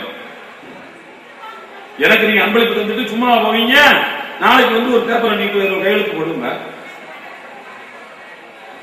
எனவே எனக்கு தந்தால் லஞ்சம், ரசூலுல்லாஹ்வுக்கு கொடுத்தால் அன்பளிப்பு, காலம் மாறும்போது சட்டம் மாறிடுவோம் போயிருந்தாங்க. எந்த அன்பளிப்பு என்னால வாங்க முடியாது. இதுதான் பத்துவா. அன்பளிப்பு கொடுத்தால் பெற்றுக்கொள்ள வேண்டும், இது சட்டம். அன்பளிப்பு கொடுத்தால் பெற்றுக்கொள்ளக் கூடாது, இது பத்துவா. மக்கள் திருந்திவிட்டால் எந்த அன்பளிப்புக்கு பின்னாலும் ஒரு உள்நோக்கம் இல்லை என்ற நிலை வருகிற போது அன்பளிப்பை திரும்ப வாங்கிக் கொள்ளுங்கள் என்கிற சட்டம் தானா வந்துடும். மக்கள் மனம் மாறும்போது அதற்கேற்றவாறு பத்துவாக்கள் மாறுகின்றன. எந்த கணவனும் தலாக்கிடக்கூடிய எந்த கணவனும் ஒரு உள்நோக்கம் இல்லாமல் உளப்பூர்வமாக ஒரு முறையான காரணத்துக்குத்தான் விடுகின்றான் என்று வருகின்ற போது அவருடைய சொத்துல மனைவிக்கு பங்கு இல்லைங்கிற சட்டம் வரும். உள்நோக்கத்தோட மௌத்தாவதுக்கு 10 நிமிஷத்துக்கு முன்னாடி, 1 மாசத்துக்கு முன்னாடி, 6 நாளுக்கு முன்னாடி பத்துவால சொத்துல பங்கு கொடுப்போம் தான் சொல்றாங்க உஸ்மான் ரலியல்லாஹு.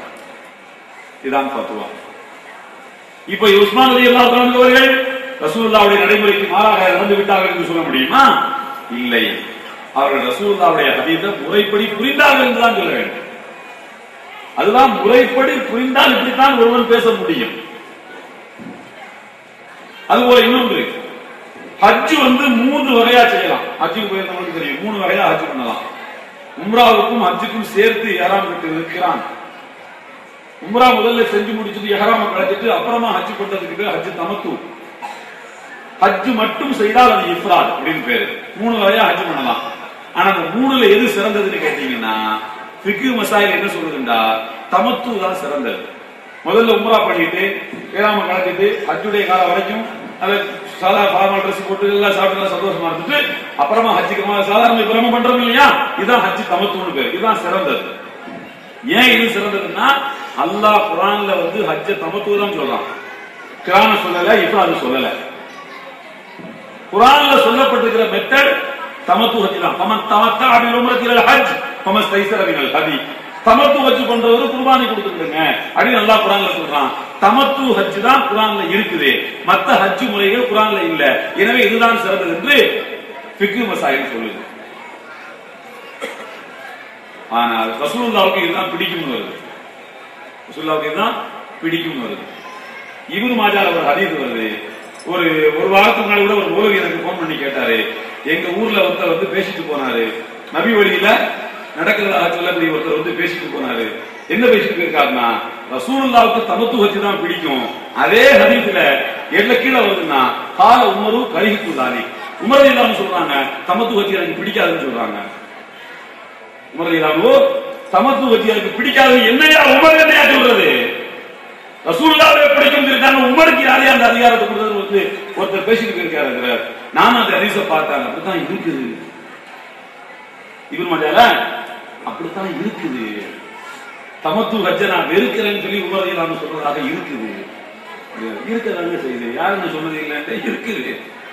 ஏன் உமர் ரலியல்லாஹு அவர்கள் தமத்து ஹஜ்ஜி எனக்கு தமத்துவை செய்யாதீங்கன்னு ஏன் சொன்னாங்க என்று கேட்டால், இஃப்ராத் பண்ணுங்க அப்படின்னு ஏன் சொன்னாங்கண்டா, காபத்துல்லாஹ்வை பிஸியாவே வச்சிருங்க. காபத்துல்லாஹ் எப்போது என்ன செய்யணும்? கூட்டமா இருக்கணும். அதுதான் காபத்துல்லாஹ்வுக்கு பெருமை.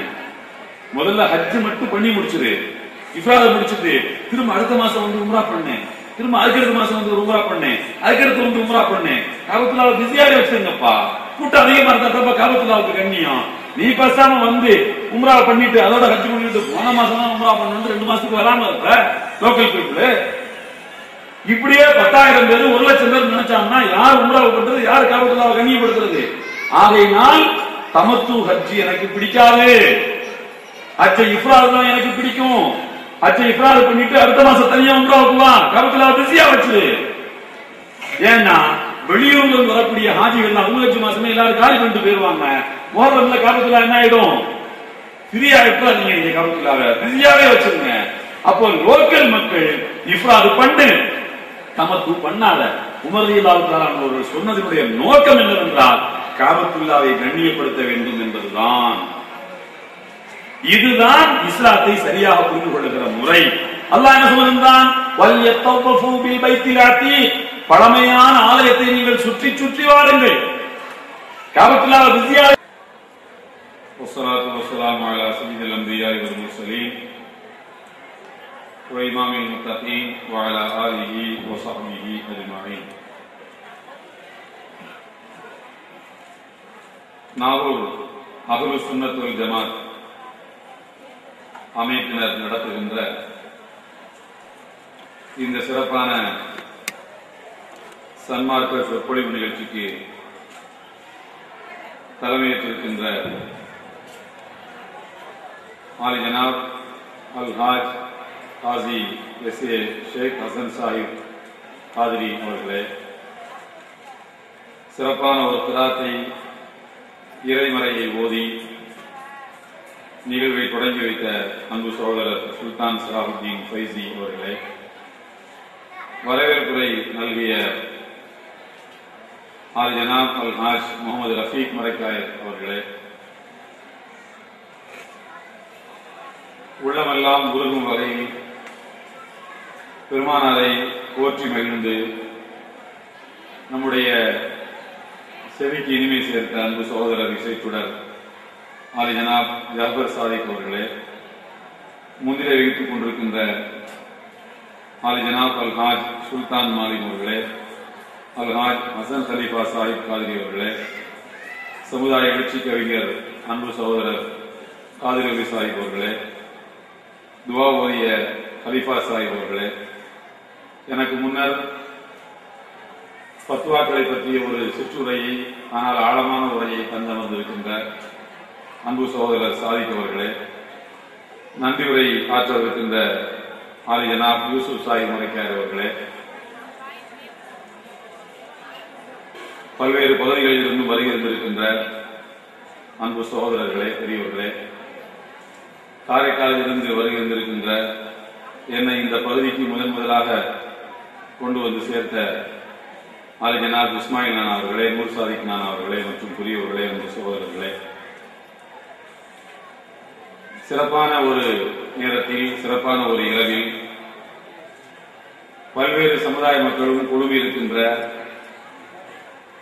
சிறப்பான இந்த மண்டபத்திலே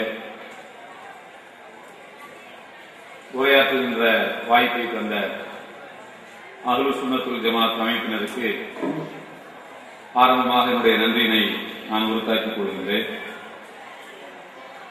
அன்பு சகோதரர்களே, சமுதாய ஏற்றத்தில் ஃபத்வாக்களின் பங்கு என்ற ஒரு ஆழமான, நாமும் மற்றவர்களும் புரிந்து கொள்ள வேண்டிய ஒரு தலைப்பில் உரையாற்ற என்னை பணித்திருக்கிறார்கள். நான் தலைப்புக்குள்ளே செல்வதற்கு முன்னால் சில அடிப்படையான விஷயங்களை கொஞ்ச நேரம் சொல்லிவிட்டு பிறகு தலைப்புக்குள் சொல்ல விரும்புகின்றேன். அன்புக்குரியவர்களே, எல்லாம் வல்ல அல்லாஹ் தஆலா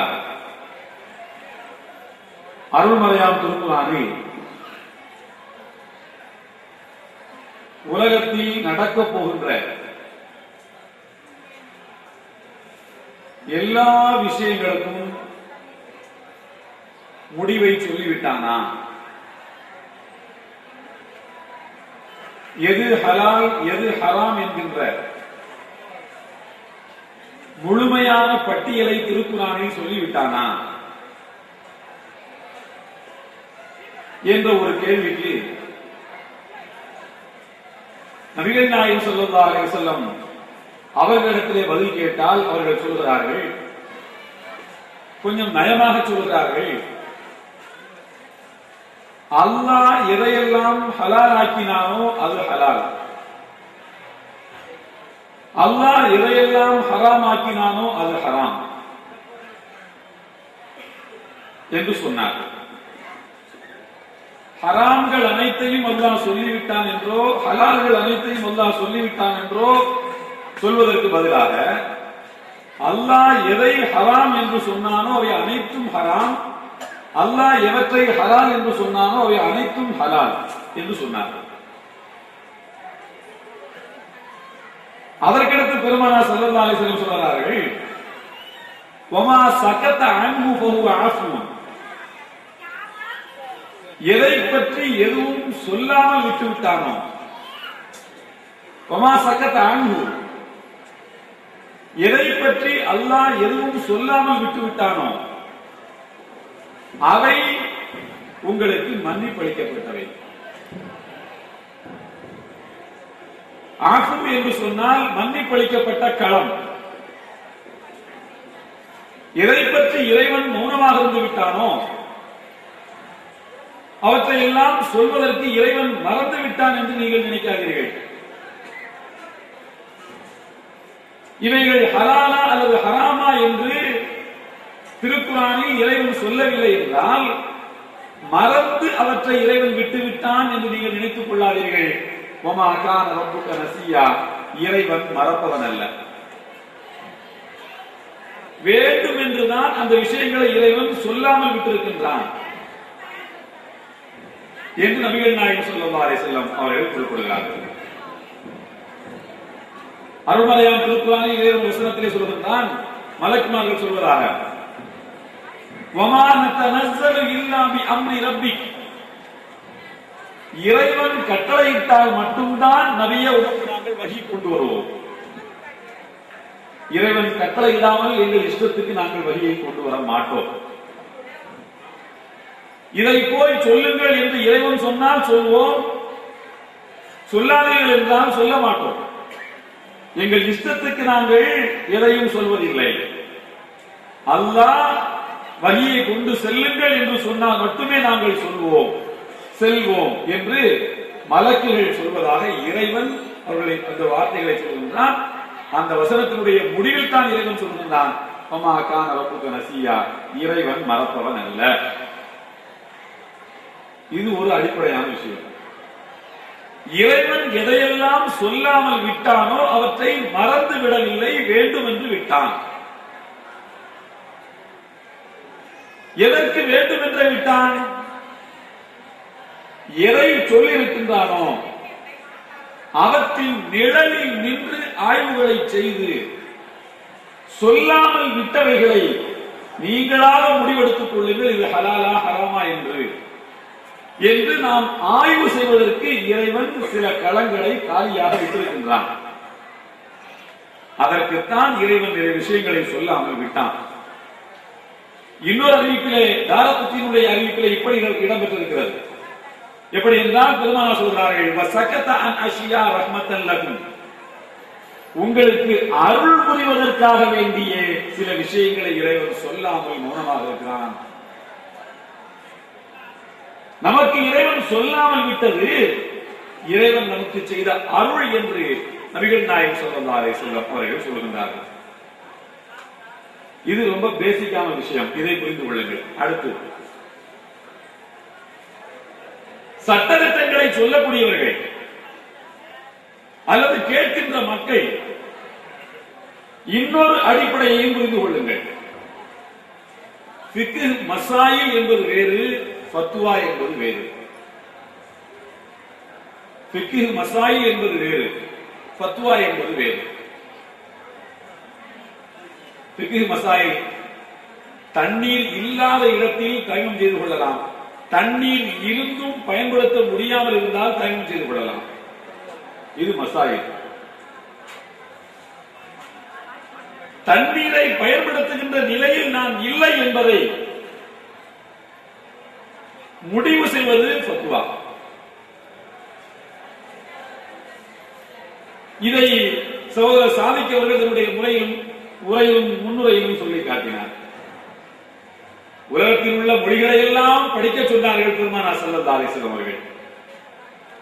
யூதர்களின் மொழியை கூட படியுங்கள் என்று ஒரு நபித்தோழரை அதற்கென்று நியமித்தார்கள். 15 நாளில் யூதர்களின் மொழியை அவர் படித்து முடித்தார். ஸைத் பின் சாபித் அன்சாரி ரலியல்லாஹு தஆலா அவர்கள் 15 நாளில் யூதர்களுடைய சுரியானி மொழியை கற்றார். அதிலே கவிதை எழுதுகிற அளவுக்கு புலமை பெற்றார். பெருமானாரின் துஆவினால் 30 நாளில் மலையாளம், 40 நாளில் ஆங்கிலம், 50 நாளில் ஹிந்தி என்றெல்லாம் புத்தகத்தை தான் நீங்கள் பார்த்திருக்க முடியுமே தவிர அதை யாரும் அப்படி படித்ததாக நாம் பார்க்க முடியாது. யாராவது ஒரு ஹிந்திக்கார பொண்ணு அவனை பார்த்து சிரிச்சா 30 நாட்கள் ஹிந்தி புத்தகத்தை வாங்கி படிச்சுக்கிட்டே இருப்பான். 30 நாள்ல அவருக்கு ஒன்றும் முடியாது. அவ்வளவுதான். 15 நாளில் ஒரு மொழியை படித்தார். இப்படி உலகத்தில் உள்ள மொழிகளை எல்லாம் படிக்க சொன்னார்கள் பெருமானார். ஆனால் இந்தியாவில் உள்ள ஆலிம்கள் ஆங்கிலத்தை படிக்காதீர்கள் என்று சொன்னார்கள். அப்படியானால் அரேபியக்காட்டு ஆலிம்களிடம் போய் கேட்டால் சொல்வார்கள், இந்தியாவில் அப்போது வாழ்ந்த ஆலிம்கள் நபிமொழிக்கு முரணாகிவிட்டார்கள், நபிமொழிக்கு மாற்றமாக பத்துவா கொடுத்து விட்டார்கள், நபிமொழிக்கு எதிரானவர்கள் அவர்கள் எல்லாம் என்று சொல்லிவிடுவார்கள். ஏன் ஆங்கிலம் படிக்க கூடாது, ஹராம் என்றே சொன்னார்கள், மக்ரூஹ் கூட சொல்லல. ஹராம் என்று ஏன் சொன்னார்கள் என்றால், ஆங்கிலேயரை விட முஸ்லிம்களுக்கு யூதர்கள் கடுமையான விரோதிகளாக இருந்த காலகட்டத்தில் அந்த மொழியை படிக்க சொன்னார்கள் பெருமானார். ஆங்கிலேயருடைய மொழியை படிக்காதீர்கள் என்று ஆலிம்கள் சொன்னார்கள். இரண்டுக்கு இடையே வித்தியாசம் உண்டு. ஏனென்றால் இவன் படித்தால் சகோதரர் சாதிக் அவர்கள் தன்னுடைய உரையை முன்னுடைய சொன்னது போல அந்த கலாச்சாரத்தோடு போய் சேர்ந்து விடுவார்கள். அதை எப்படியே போய் சேருவார்கள் என்று நீங்கள் கேட்கலாம். போய் சேருவார்கள் கண்டிப்பாக. அதற்கு உதாரணத்தை நீங்கள் பார்க்க வேண்டும் என்றால் மலேசியா, சிங்கப்பூரை நீங்கள் பார்க்கலாம். ஆங்கிலம் படித்தார்கள், இன்றைக்கும் அந்த கலாச்சாரத்தை அவர்கள் நடைமுறை பாவனையும் பின்பற்றுகிறார்கள். பர்தா என்பது முறைப்படி அங்கே இல்லை.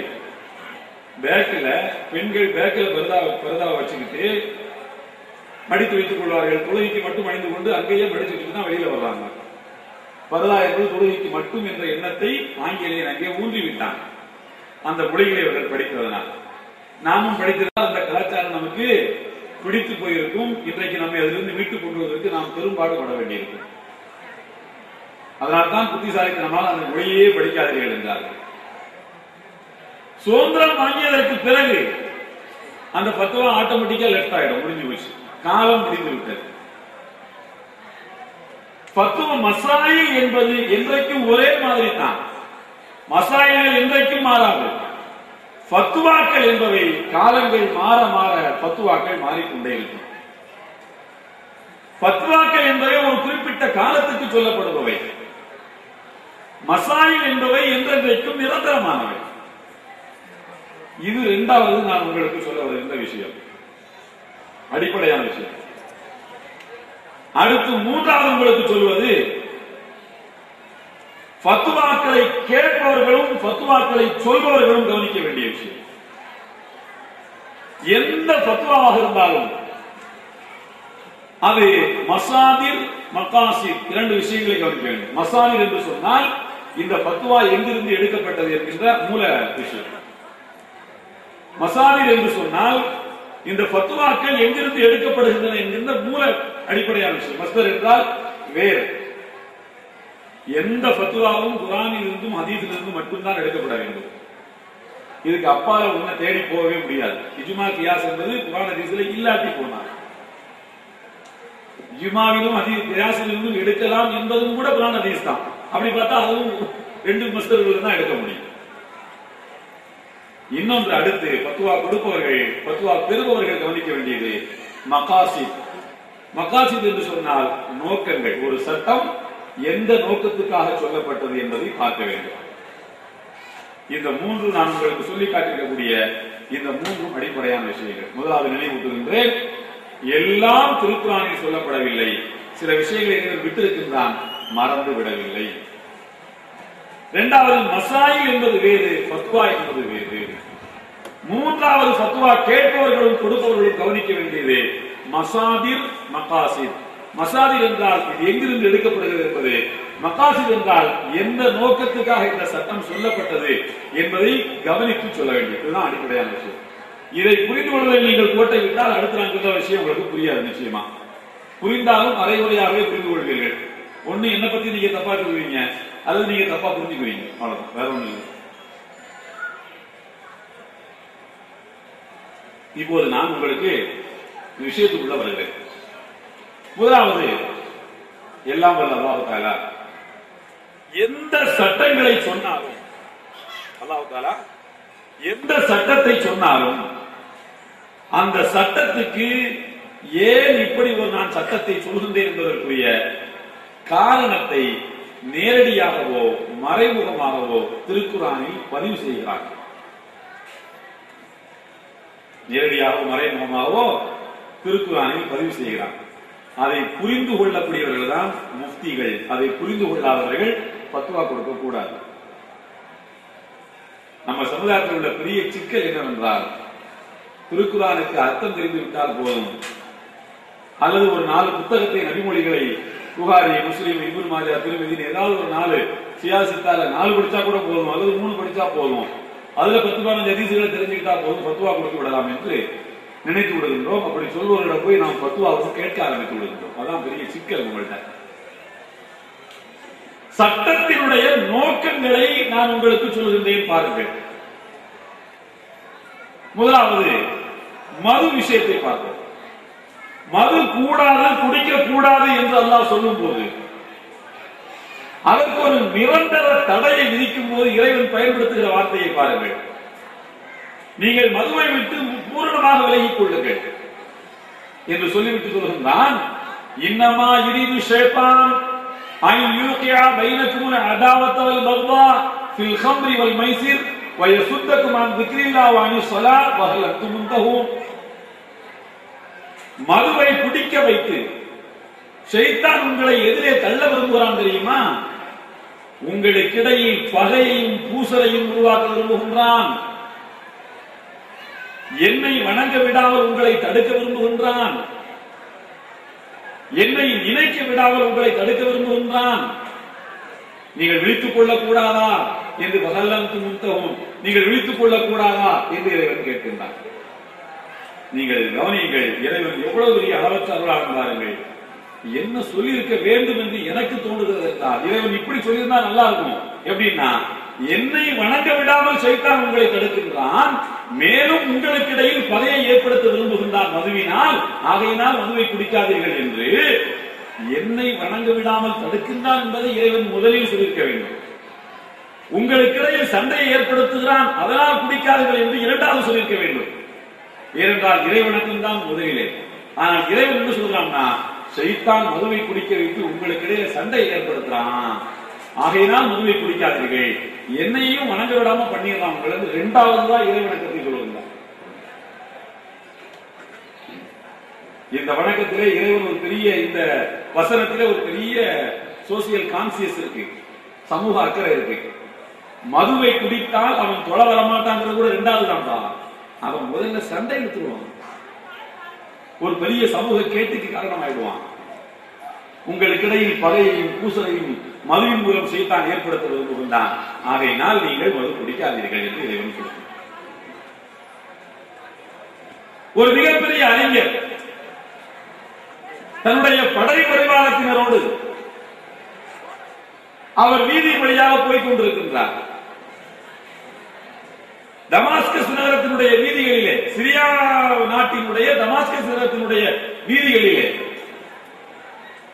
போய்கொண்டிருக்கின்றார். தலைநகரத்திலே ஒரு ஓரத்திலே தாத்தாரியர்கள் மது குடித்துக் கொண்டு கும்மாளம் அடித்துக் கொண்டு கிடக்கிறார்கள்.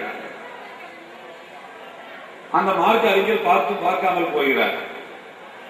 அவரோடு வந்த சீடர்கள் எல்லாம் இப்படி எல்லாம் மதுவை குடித்துக் கொண்டு பெரிய பாவம் என்று எச்சரிக்கிறார்கள். அந்த மார்க்க அறிஞரோ பார்க்காமலே போகிறார். சீடர்கள் எல்லாம் சொன்னார்கள், ஒரு சின்ன தப்பு செய்தாலே நின்று நிதானித்து விசாரித்து அவனுக்கு உரிய தண்டனையை கொடுக்க வேண்டும் என்று நினைக்கிற நீங்கள் மதுவை குடித்து உளறிக் கொண்டிருக்கக்கூடிய ஒரு கூட்டத்தை கடந்து போகும்போது பார்க்காமலேயே போகிறீர்களே, இதை கண்டிக்க கூடாதா என்று கேட்டார்கள். அந்த பொதுமக்களின் பார்வையில் அந்த அறிஞர் செய்தது தவறு. மது குடிப்பவனை உடனடியாக கண்டித்திருக்க வேண்டும். பொதுமக்களின் பார்வையிலே அந்த அறிஞர் செய்தது மிக பெரும் தவறு. ஆனால் அந்த அறிஞர் சொன்னார் அந்த மக்களிடத்திலே, நான் அந்த மக்களை இப்போது கண்டிக்காமல் அவர்களை அப்படியே விட்டு செல்வதற்கு காரணம் என்ன தெரியுமா? இறைவன் சொல்கின்றான், மதுவை நான் ஹராமாக்கி இருப்பது எதற்காக என்று சொன்னால், பகை வரும், பூசல் வரும், சண்டை சச்சரவு வரும், அதனாலதான் மதுவை தடுத்திருக்கிறேன்.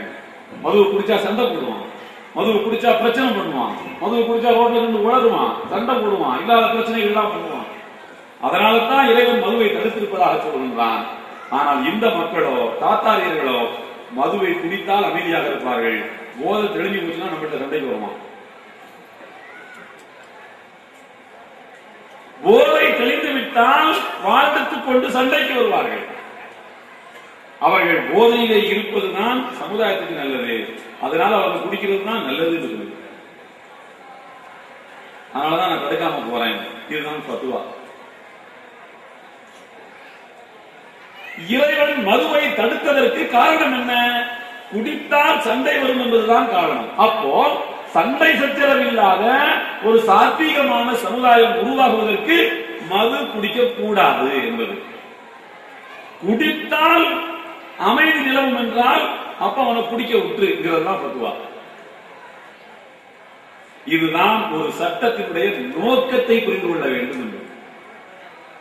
ஒரு சட்டம் எதற்காக வந்தது, அந்த நோக்கத்தை புரிந்து கொள்ளாமல் ஒரு முஃப்தி ஃபத்வா கொடுக்க முடியாது. அதனால்தான் உங்களுக்கு சொன்னேன், முஃப்தி என்பவர் வேறு, ஃபிக்ஹ் மசாயில படித்த அறிஞர் என்பவர் வேறு. சட்டத்தை கேட்டா அவர் சட்டத்தை சொல்வார், அவ்வளவுதான். நீங்க ஃபத்வா கேட்டால் ஃபத்வா என்பது வேறாகத்தான் இருக்கும். ஆங்கிலம் படிப்பது ஹலாலா ஹராமான்னு கேட்டா எங்களை மாதிரி அறிஞர்கிட்ட கேட்டா ஹலாலான்னு தான் சொல்லுவோம். ஒரு முஃப்திட்ட கேட்டா எல்லா சூழ்நிலைகளையும் அவர் பார்ப்பார். பார்த்து அதற்கு ஒரு ஃபத்வாவை தருவார். அது நிகழ்காலத்துக்கு ஏற்றது. அந்த காலத்தினுடைய யதார்த்தங்கள் சூழ்நிலைகள் மாறினால் ஃபத்வாவும் மாறிவிடும். ஃபத்வா என்பது நிரந்தரமானதல்ல.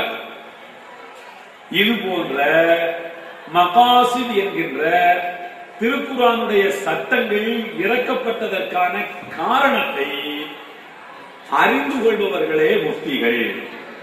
அந்த காரணத்தை அறிந்து கொண்டவர்கள் கூட நபி தோழர்களில் வெகு சிலர் தான் காரணங்களோடு அறிந்து கொண்டவர்கள், எல்லா நபி தோழர்களும் அல்ல. அன்னை ஆயிஷா ரலியல்லாஹு அன்ஹா, முஆத் இப்னு ஜபல் ரலியல்லாஹு அன்ஹு, ஹஜ்ரத் இப்னு அப்பாஸ் ரலியல்லாஹு அன்ஹு, ஹஜ்ரத் இப்னு உமர் ரலியல்லாஹு அன்ஹு, இது போன்ற நபி தோழர்கள், இவர்கள் எல்லோருக்கும் சிகரம் வைத்தார் போல் இருப்பவர்கள் ஹஜ்ரத் உமர் ரலியல்லாஹு அன்ஹு அவர்கள் தான் இதுல நம்பர் 1. எந்த சட்டத்தையும் அதற்குரிய நோக்கங்களோடு புரிந்து கொள்ளக்கூடியவர்கள். அந்த நோக்கங்களை நபிகள் நாயகம் ஸல்லல்லாஹு அலைஹி வஸல்லம் அவர்களிடமிருந்து அவர்கள் கற்றுக்கொண்டார்கள். வேற எங்கிருந்து அவங்க கற்றுக்கொள்ளவில்லை, ரசூலுல்லாஹ் தான் கத்துக்கிட்டாங்க. பாருங்கள், இதற்கு உதாரணத்தை உங்களுக்கு சொல்லுகின்றேன். எல்லாம் வல்ல அல்லாஹ் அருள்முறையை சொல்கின்றான். 4வது அத்தியாயத்தினுடைய 101வது வசனம், இதா லரஸ்தும் ஃபில் அர்தி ஃபலைஸ அலைக்கும் ஜுனாஹுன் அன் தக்ஸுரு மினஸ் ஸலாத் இன் கிஃப்தும் அன் யஃதினக்கும் அல்லதீன கஃபரு. இறைவனை மறுக்கக்கூடியவர்கள் உங்களை தாக்கி விடுவார்களோ என்ற அச்சம் உங்களுக்கு இருக்குமானால் நீங்கள் பயணத்தில் இருக்கும்போது தொழுகையை சுருக்கிக் கொள்ளுங்கள். அல்லாஹ் என்ன சொல்றான்? 4:101ல இறைவனை மறுக்கக்கூடியவர்கள் உங்களை தாக்கி விடுவார்களோ என்ற அச்சம் இருந்தால் பயணத்தில் இருக்கும்போது தொழுகையை சுருக்கிக் கொள்ளுங்கள். உள்ளூர்ல தாக்கக்கூடிய நிலைமை இருக்காது, வெளியூருக்கு போனா அந்த அச்சம் இருக்கும். எனவே நீங்கள் தொழுகையை அந்த மாதிரியான நேரங்களிலே சுருக்கிக் கொள்ளுங்கள் என்று அல்லாஹ் சொல்கின்றான். இதோடு நபிகள் நாயகம் ஸல்லல்லாஹு அலைஹி வஸல்லம் உமர் ரலியல்லாஹு அன்ஹு அவர்கள் சொன்னார்கள், கொஞ்ச நாள் கழிச்சு, அல்லாஹ்வுடைய தூதரே, அச்சம் இருந்தால் தொழுகையை சுருக்கிக் கொள்ளுங்கள் என்று இறைவன் சொல்லுகிறான். இப்ப அச்சம்லாம் எதுவும் கிடையாது, நிலைமை சீராயிடுச்சு, யார் மேலே நமக்கு எந்த பயமும் இல்லை. ரசூலுல்லாஹ்வுடைய கடைசி காலகட்டத்தில் அரபுலகத்தில் பெருமானாருக்கு எதிராக போர் நடத்துவதற்கு மாத்திரமல்ல, பெருமானாருக்கு எதிராக பேசுவதற்கு மாத்திரமல்ல, பெருமானாருக்கு எதிராக சிந்திப்பதற்கு கூட ஒருவனுக்கும் துணிவில்லை என்கிற ஒரு நிலையோடு தான் பெருமானார் இந்த உலகத்திலிருந்து அழைத்துக் கொண்டார். அந்த காலகட்டத்தில் உமர் ரலியல்லாஹு அன்ஹு அவர்கள் ரசூலுல்லாஹ்விடத்தில் கேட்கிறார்கள், அல்லாஹ்வுடைய தூதரே, இப்போது நமக்கு அச்சம் என்று எதுவும் கிடையாது, இப்போது நமக்கு அச்சம் கிடையாது, ஆகையினால் பயணத்தில் இருந்தாலும் 4 ரக்காத் தான் தொழணும்னு சொல்லிடலாமா? அந்த காரணம் நீங்கிவிட்டது, அதனால சட்டமும் நீங்கிரும் தானே என்று கேட்டார்கள். நபிகள் நாயகம் ஸல்லல்லாஹு அலைஹி வஸல்லம் சொன்னார்கள், இது இறைவன் உங்களுக்கு தந்த சலுகை, ஃபக்பிலு ருக்ஸத்தஹு, இறைவனுடைய சலுகையை மறுக்காதீர்கள், ஏற்றுக்கொள்ளுங்கள். அச்சம் இருந்தாலும் இல்லாவிட்டாலும் சரிதான், இறைவன் தந்த சலுகையை நீங்கள் பயன்படுத்திக் கொள்ளுங்கள் என்று சொன்னார். ஒரு சட்டத்தினுடைய நோக்கத்தை ரசூலுல்லாஹ்விடத்தில் கேட்கிறார்கள். இந்த சட்டத்தினுடைய நோக்கம் என்ன? அச்சத்தில் இருக்கும்போது மட்டுமா, அச்சம் நீங்கினாலுமா என்று கேட்கும்போது பெருமானார் நோக்கத்தை தெளிவுபடுத்தி விட்டார்கள். இது சலுகை, சலுகை எப்போதும் உண்டு. பயணம் என்று வரும்போதெல்லாம் இது இந்த சட்டம் இதற்கு பொருந்தும். அச்சம் இருக்கிறதா இல்லையா என்பதை பற்றி பிரச்சனை இல்லை என்று அந்த வசனத்துக்கு பெருமானார் விளக்கம் தந்தார்கள். அதனால் உமர் ரலியல்லாஹு அன்ஹு அவர்கள் அச்சம் நீங்கினாலும் 2 ரக்காத்துகள் தான் லுஹர், அஸ்ர், இஷா இவைகளெல்லாம் இந்த சட்டத்தை தக்க வைத்தார்கள். இந்த நோக்கத்தை பெருமானாரிடமிருந்து தான் அவர்கள் கற்றுக்கொண்டார்கள் என்பதற்காக உங்களுக்கு சொல்கிறேன். இன்னொன்று, பெருநாள் தினத்திற்கு குர்பானி கொடுக்கிறோம் அல்லவா? குர்பானி கொடுக்கிறோம்ல, எல்லாரும் என்ன செய்யறோம்? குர்பானிய மற்றவர்களுக்கு, ஏழைகளுக்கு, உறவினர்களுக்கு, அவங்களுக்கு இவங்களுக்கு பங்கு வச்சு கொடுக்கிறோம் இல்லையா? ஹஜ்ரத் உமர் ரலியல்லாஹு அன்ஹு அவர்கள் ரசூலுல்லாஹ்வோடு ஹஜ்ஜுக்கு வந்தார்கள். ஹஜ்ஜுக்கு வந்திருந்த போது குர்பானி கொடுப்பதற்கு அவர்களிடத்திலே மிருகம் இல்லை. பாடோ மாடோ ஒட்டகமோ ஏதாவது ஒண்ணு குர்பானி கொடுக்கணும், தமத்து ஹஜ் பண்ணலாம். குர்பானி கொடுக்கக்கூடிய இடத்துல குர்பானி பிராணி அவர்களுக்கு இல்லை. நண்பர் ஒருவர் ஹஜ்ரத் உமர் ரலியல்லாஹு அன்ஹு அவர்களுக்கு ஒரு ஒட்டகத்தை அன்பளிப்பாக கொடுத்து நீங்கள் இதை குர்பானி கொடுங்கள் என்று சொன்னார். அது சிவப்பு ஒட்டகம். அரபு நாட்டினுடைய சிவப்பு ஒட்டகம் என்பது ரொம்ப பெரும் செல்வம். அது 300 தங்க காசுகள் பெறுமதி உள்ள ஒட்டகம். அது 300 தங்க காசுகள் பெறுமதி உள்ள ஒட்டகம். அதை அறுப்பதற்கு உமர் ரலியல்லாஹு அன்ஹு மனசு வரல. ரசூலுல்லாஹ்விடத்தில் வந்து கேட்டார்கள், அல்லாஹ்வுடைய திருத்தூதரே, இந்த ஒட்டகத்தை நான் விற்றால் 6 ஒட்டகம் சாதா ஒட்டகம் வாங்கியிருந்தேன். 50 தங்க காசு தான் ஒரு ஒட்டகம். இந்த இதுக்கு 300 ஒட்டகம், 6 ஒட்டகம் நான் வாங்கி விடுவேன். 6 ஒட்டகத்தை குர்பானி கொடுத்தால் எத்தனை பேர் சாப்பிடலாம்? இந்த ஒரு ஒட்டகத்தை குர்பானி கொடுத்தா 10 பேர் 15 பேர் தான் சாப்பிட முடியும். 6 ஒட்டகத்தை குர்பானி கொடுத்தால் நிறைய பேர் சாப்பிடலாமே. ஆகையினால் இந்த ஒட்டகம் எனக்கு அன்பளிப்பாக குர்பானி கொடுப்பதற்கென்றே தரப்பட்ட இந்த அன்பளிப்பு ஒட்டகத்தை விற்பதற்கும் 6 ஒட்டகத்தை குர்பானி கொடுப்பதற்கும் எனக்கு அனுமதி இருக்குதா, நீங்கள் சொல்லுங்கள் என்று கேட்டார். உமர் ரலியல்லாஹு அன்ஹு இந்த சட்டத்தை எங்கிருந்து எடுக்கின்றார்கள் என்றால், எல்லாம் அல்லாஹ் தஆலா சொல்றான் 22:36ல, வஅகிமுல் கானிஅ வல் முஅத்தர், குர்பானி பிராணியை நீங்கள் ஏழைகளுக்கும் கொடுங்கள், தேவையில்லாத சொந்தக்காரர்கள் செல்வந்தர்களுக்கும் கொடுங்க, ஏழைகளுக்கும் கொடுங்க என்று சொல்றாங்க. அப்போ கறி சாப்பிடுறது, மக்களுக்கு பகிர்ந்தளிப்பதுதான் குர்பானியுடைய நோக்கம் என்று உமர் ரலியல்லாஹு அன்ஹு புரிந்து கொண்டு 6 ஒட்டகத்தை கொடுக்கலாம் என்று ரசூலுல்லாஹ்விடத்தில் கேட்கிறார்கள். ஆனால் நபிகள் நாயகம் ஸல்லல்லாஹு அலைஹி வஸல்லம் சொன்னார்கள், குர்பானியினுடைய நோக்கம் என்பது எத்தனை பேர் அந்த இறைச்சியை சாப்பிடுகிறார்கள் என்பதற்காக அல்ல. குர்பானியுடைய நோக்கம் அது கிடையாது. அதான் மக்சத், நோக்கம் என்ன? ஒரு சட்டத்தை அல்லாஹ் சொல்றான்னா அதற்கு நோக்கம் என்ன? குர்பானியினுடைய நோக்கம் எத்தனை பேர் அதனுடைய இறைச்சியை சாப்பிடுகிறார்கள் என்பதல்ல. இன்றைக்கு கூட நாம ஆலிம்கிட்ட கேட்டா சொல்வார்கள், கால் இருந்த ஆட்டை குர்பானி கொடுக்கலாமா? கூடாது. நொண்டி ஆட்டை குர்பானி கொடுக்கலாமா? கூடாது. கண்ணு கொட்டையா போன ஆட்டை குர்பானி கொடுக்கலாமா? கூடாது. ஏன் கூடாது? எத்தனை பேர் சாப்பிடுறாங்கிறது நோக்கம். அப்ப கொடுத்தா என்ன அப்படின்னா, எத்தனை பேர் சாப்பிடுகிறார்கள் என்பதற்கு அல்ல குர்பானி. அல்லாஹ் சொல்கிறான் அருமறையாம் திருக்குறானில, லிகுல்லின் ஜஅல்னா மன்சகன், ஒவ்வொரு சமுதாயத்துக்கும் நாம் ஒரு குர்பானியை வச்சோம். உங்களுக்கு மட்டும் இல்லங்க, எல்லா சமுதாயத்து மக்களுக்கும் குர்பானி இருந்தது. எதற்காகனா, லியذ்குருல்லாஹ அலா மா ரஸகஹுல்லாஹ், அல்லாஹ்வுடைய திருப்பெயர் கூறி அவர்கள் அதை அறுக்க வேண்டும். அதுல ஒரு அர்ப்பணிப்பு, ஒரு தியாகம் வரணுங்கிறது தான். எதை இழக்க உனக்கு மனசு வரலையோ அதை இழக்கிறதுக்கு பேர் தான் குர்பானி, தியாகம்ங்கிறது. 300 தீனார் தங்க காசு பெருமதி உள்ள ஒட்டகத்தை அறுக்கவா? 15 பேருக்காக ஒரு 300 தீனாரை செலவு பண்ண வேண்டி இருக்குது. இதுல 6 ஒட்டகம் வாங்கி அறுத்தா ஒரு 100 பேராவது சாப்பிடலாம நீங்க கணக்கு போடுறீங்க இல்லையா? அதை இழக்கணும். எதை இழக்க மனது வரவில்லையோ அதை இழப்பதற்கு பேர் தான் குர்பானி அல்லாமல், அதில் 4 பேர் சாப்பிட்டு போறாங்கிறது செகண்ட் லைன் சிந்தனை தான், 2வது சிந்தனை தான், 2வது விளைவு தான். முதல் நோக்கம் என்னவென்றால் அர்ப்பணிப்பு, தியாகம் தான்.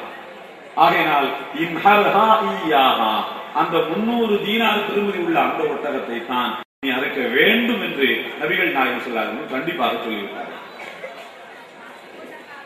இதுதான் ஒரு சட்டத்தை அதற்குரிய நோக்கத்தில் அறிந்து கொள்வது. இப்போ பொட்ட ஆட்டை குர்பானி கொடுக்கலாமா? கூடாது. நொண்டி கால குர்பானி கொடுக்கலாமா? கூடாது. ஏன் கூடாது? அதுல தியாகம் இல்லை, அதுல தியாகம் இல்லை. எதை இழக்க உங்களுக்கு மனசு வராதோ அதை கொடுக்கணுங்கிறது தான். எத்தனை பேர் அதுல சாப்பிடுறாங்கிறது இரண்டாவது மூணாவது விஷயம் தான். ஏனென்றால் அதே நாளில் ஆயிரக்கணக்கான ஆடுகள் அறுக்கப்படும். குர்பானி அன்றைக்கு இறைச்சி போதும் போதுங்கிற அளவுக்கு தான் உங்களுக்கு கிடைக்கும். அதுல பசியை போக்கக்கூடிய மெத்தட், பசியை போக்குற கான்செப்ட் எங்க இருந்து வந்துச்சு? அதுல தியாகம் தான் முக்கியம். அதே நேரத்தில் பசி, பட்டினி, பஞ்சம் நிலவுகிற ஒரு பூமியில் அந்த 300 தீனார் ஒட்டகத்தை அறுப்பதற்கு பதிலாக 6 ஒட்டகங்களை வாங்கி அறுப்பதே உசிதமானது என்று ஒரு முஃப்தி பத்வா கொடுப்பார். பெருமானாரை அப்படி கொடுத்தும் இருக்கிறார்கள். குர்பானி இறைச்சியை நீங்கள் 3 நாளைக்கு மேல் சேர்த்து வைக்க கூடாது என்று பெருமானார் சொன்னார்கள். ஏன்னா அப்பதான் சேர்த்து வைக்க அனுமதி கொடுத்துட்டா, அந்த காலத்துல திருத்தி கண்டுபிடிக்காத காலத்துல நம்மால் உப்பு கண்டம் கண்டுபிடிச்சிருக்கான். திருத்தி கண்டுபிடிக்காத காலத்துல உப்பு கட்டத்தை கண்டுபிடிச்சு 2 மாசம் 3 மாசத்துக்கு வச்சு சாப்பிடுற மெத்தட் எல்லாம் அவனுக்கு தெரியும். அதனால பெருமானார் சொன்னார்கள் 3 நாளைக்கு மேல சேர்த்து வைக்காதீங்க. ஏனென்றால் ஏழைகள் மதீனாவுக்கு நிறைய வந்திருக்கிறார்கள். மறுவருடம் சஹாபாக்கள் இப்போதும் அதே சட்டம் தானா, 3 நாளைக்கு மேல சேர்த்து வைக்க கூடாதா என்று கேட்டபோது தாராளமா சேர்த்து வச்சுக்கொடுங்க, இப்ப ஏழைகள் யாரும் இல்லை என்று சொன்னார்கள். அப்போ சூழ்நிலைகளை பொறுத்துத்தான் ஹஜ்ஜில் வைத்து அதில் குமரவர்கள் கேட்கும் போது 300 தீனார் பெருமதி உள்ள ஒட்டகத்தையே அறுக்க வேண்டும் என்று பெருமானார் சொன்னதற்கு காரணம், ரசூலுல்லாஹ்வோடு லட்சக்கணக்கான பேர்கள் ஹஜ்ஜுக்கு வந்திருக்கிறார்கள். அது பசியோடு சம்பந்தப்பட்ட பிரச்சனை அல்ல. அன்றைக்கு தியாகத்துக்குத்தான் முதலிட்டார். பசியோடு சம்பந்தப்பட்ட நிகழ்வு வருகிற போது எதையும் அறுக்கலாம் என்கிற ஒரு நிலை. இதுதான் நபிகள் நாயகம் ஸல்லல்லாஹு அலைஹி வஸல்லம் அவருடைய காலத்தில் ஃபத்வாக்களின் நிலை. அதுபோல நமக்கெல்லாம் தெரிந்த ஒரு விஷயம் தான், பலமுறை நாம் கேள்விப்பட்டிருப்போம். நபிகள் நாயகம் ஸல்லல்லாஹு அலைஹி வஸல்லம் அவருடைய தோழர்கள் ஒருவரான ஹஜ்ரத் உமர் ரலியல்லாஹு அன்ஹு அவர்கள் ஹஜருல் அஸ்வத் கல்ல பார்த்து என்ன சொன்னாங்க? யா ஹஜர், இன்னைக்கு ஹஜர், ஹஜருல் அஸ்வத், நீ ஒரு கல்லு, நீ ஒரு கல்லு. லவ்லா அன்னி ரஅய்து நபிய ஸல்லல்லாஹு அலைஹி வஸல்லம் கபல்துகி மா கபல்துகி, உன்னை முத்தமிடும் போது, பெருமானார் முத்தமிடும் போது நான் பார்த்தேன், அதனாலதான் உன்னை முத்தமிடுறேன். இன்னைக்கு லா தல்லூர் வலா தன்ஃபா, நீ யாருக்கும் எந்த பயனும் கொடுக்க முடியாது, எந்த இடையும் செய்ய முடியாது.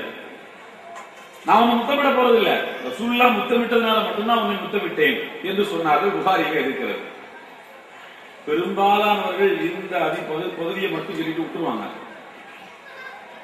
இந்த பகுதியை மட்டும் சொல்லிட்டு நிறைய பேர் விட்டுட்டு போயிட்டே இருப்பாங்க. இதுக்கு அடுத்து என்ன நடந்துச்சுங்கிறது ஹாக்கிம் அப்படிங்கிற கிதாப்ல இருக்கு. ஹாக்கிம் அப்படிங்கிற கிதாபினுடைய தனித்தன்மை என்னன்னா, இமாம் புகாரி அவர்களுக்கு கிடைக்காத, ஆனால் அவர்கள் பதிவு செய்வதற்கு என்னென்ன நிபந்தனைகள் வைத்திருந்தார்களோ அந்த நிபந்தனைகளுக்கெல்லாம் உட்பட்ட ஹதீஸ்களை இமாம் புகாரிக்கு பிறகு தொகுத்தவர் இமாம் ஹாக்கிம். இமாம் புகாரி அவர்கள் இருந்திருந்தால் இதை பதிவு செய்திருப்பார். அவருடைய நிபந்தனைக்கு உட்பட்டு இது சஹீ என்று கடைசியிலே தகவலையும் அவர்கள் சொல்லுவார்கள். அதுல என்ன இருக்குன்னா, இந்த வார்த்தையை சொன்ன உடனே அலி ரலியல்லாஹு அன்ஹு பக்கத்துல இருந்தாங்க. அவங்க சொன்னாங்க, என்ன உமர் அவர்கள் இப்படி சொல்லிட்டீங்க, நீங்க இந்த ஹஜருல் அஸ்வத் இடையூறு தரும் நன்மையும் தரும் என்று சொன்னாங்க. அது எப்படிங்க தரும்னு கேட்டா, இந்த கல்லை முத்தமிட்டவனுக்கு மறுமை நாளில் சாட்சி சொல்லும். அப்ப அதனால பலன் கிடைக்கிறது நமக்கு மறுமை நாள்ல. முத்தமிடாதவனுக்கு சாட்சி சொல்லாது, அது அவனுக்கு இடையூறு தானே. அது சாட்சி சொல்லியிருந்தா நல்லா தானே இருந்திருக்கும், அது அவனுக்கு பயன் இல்லாம போகுது தானே. அப்ப இந்த கல்லால பயனும் உண்டு, இடையூறும் உண்டு என்று அலி ரலியல்லாஹு அன்ஹு சொன்னார்கள். உடனே உமர் ரலியல்லாஹு அன்ஹு சொன்னாங்க, அலியே, நீங்கள் இல்லாத ஊர்ல நான் இருக்கவே கூடாது, எங்க போனாலும் உங்களை கூட்டிட்டு தான் நான் போகணும். ஏன்னா இந்த மாதிரி சில பிரச்சனைகள் வரும்போது என்ன நீங்க என்ன செய்வீங்க, வெயிட் பண்றீங்க என்று அலியை பார்த்து உமர் ரலியல்லாஹு அன்ஹு சொன்னார்கள். அப்ப பயம் தரும் என்பதை ஒருவர் திருத்தி கொடுத்தார். உமர் ரலியல்லாஹு அன்ஹு தன்னை திருத்தி கொண்டார். அதே ஹதீஸ்ல அடுத்த வாசகம் எப்படி வருதுன்னா, ரமல் அப்படின்னு ஒண்ணு உண்டு ஹஜ்ஜில. ரமல் அப்படின்னு ஒண்ணு உண்டு. என்னன்னு சொன்னா, தவாஃப்ல தவாஃப் சுத்துறோமா இல்லையா, தவாஃப் சுத்தும் போது முதல் 3 சுற்றுக்களிலே என்ன செய்யணும்னு கேட்டா, நெஞ்சை நிமித்தி நடக்கணும். அப்படி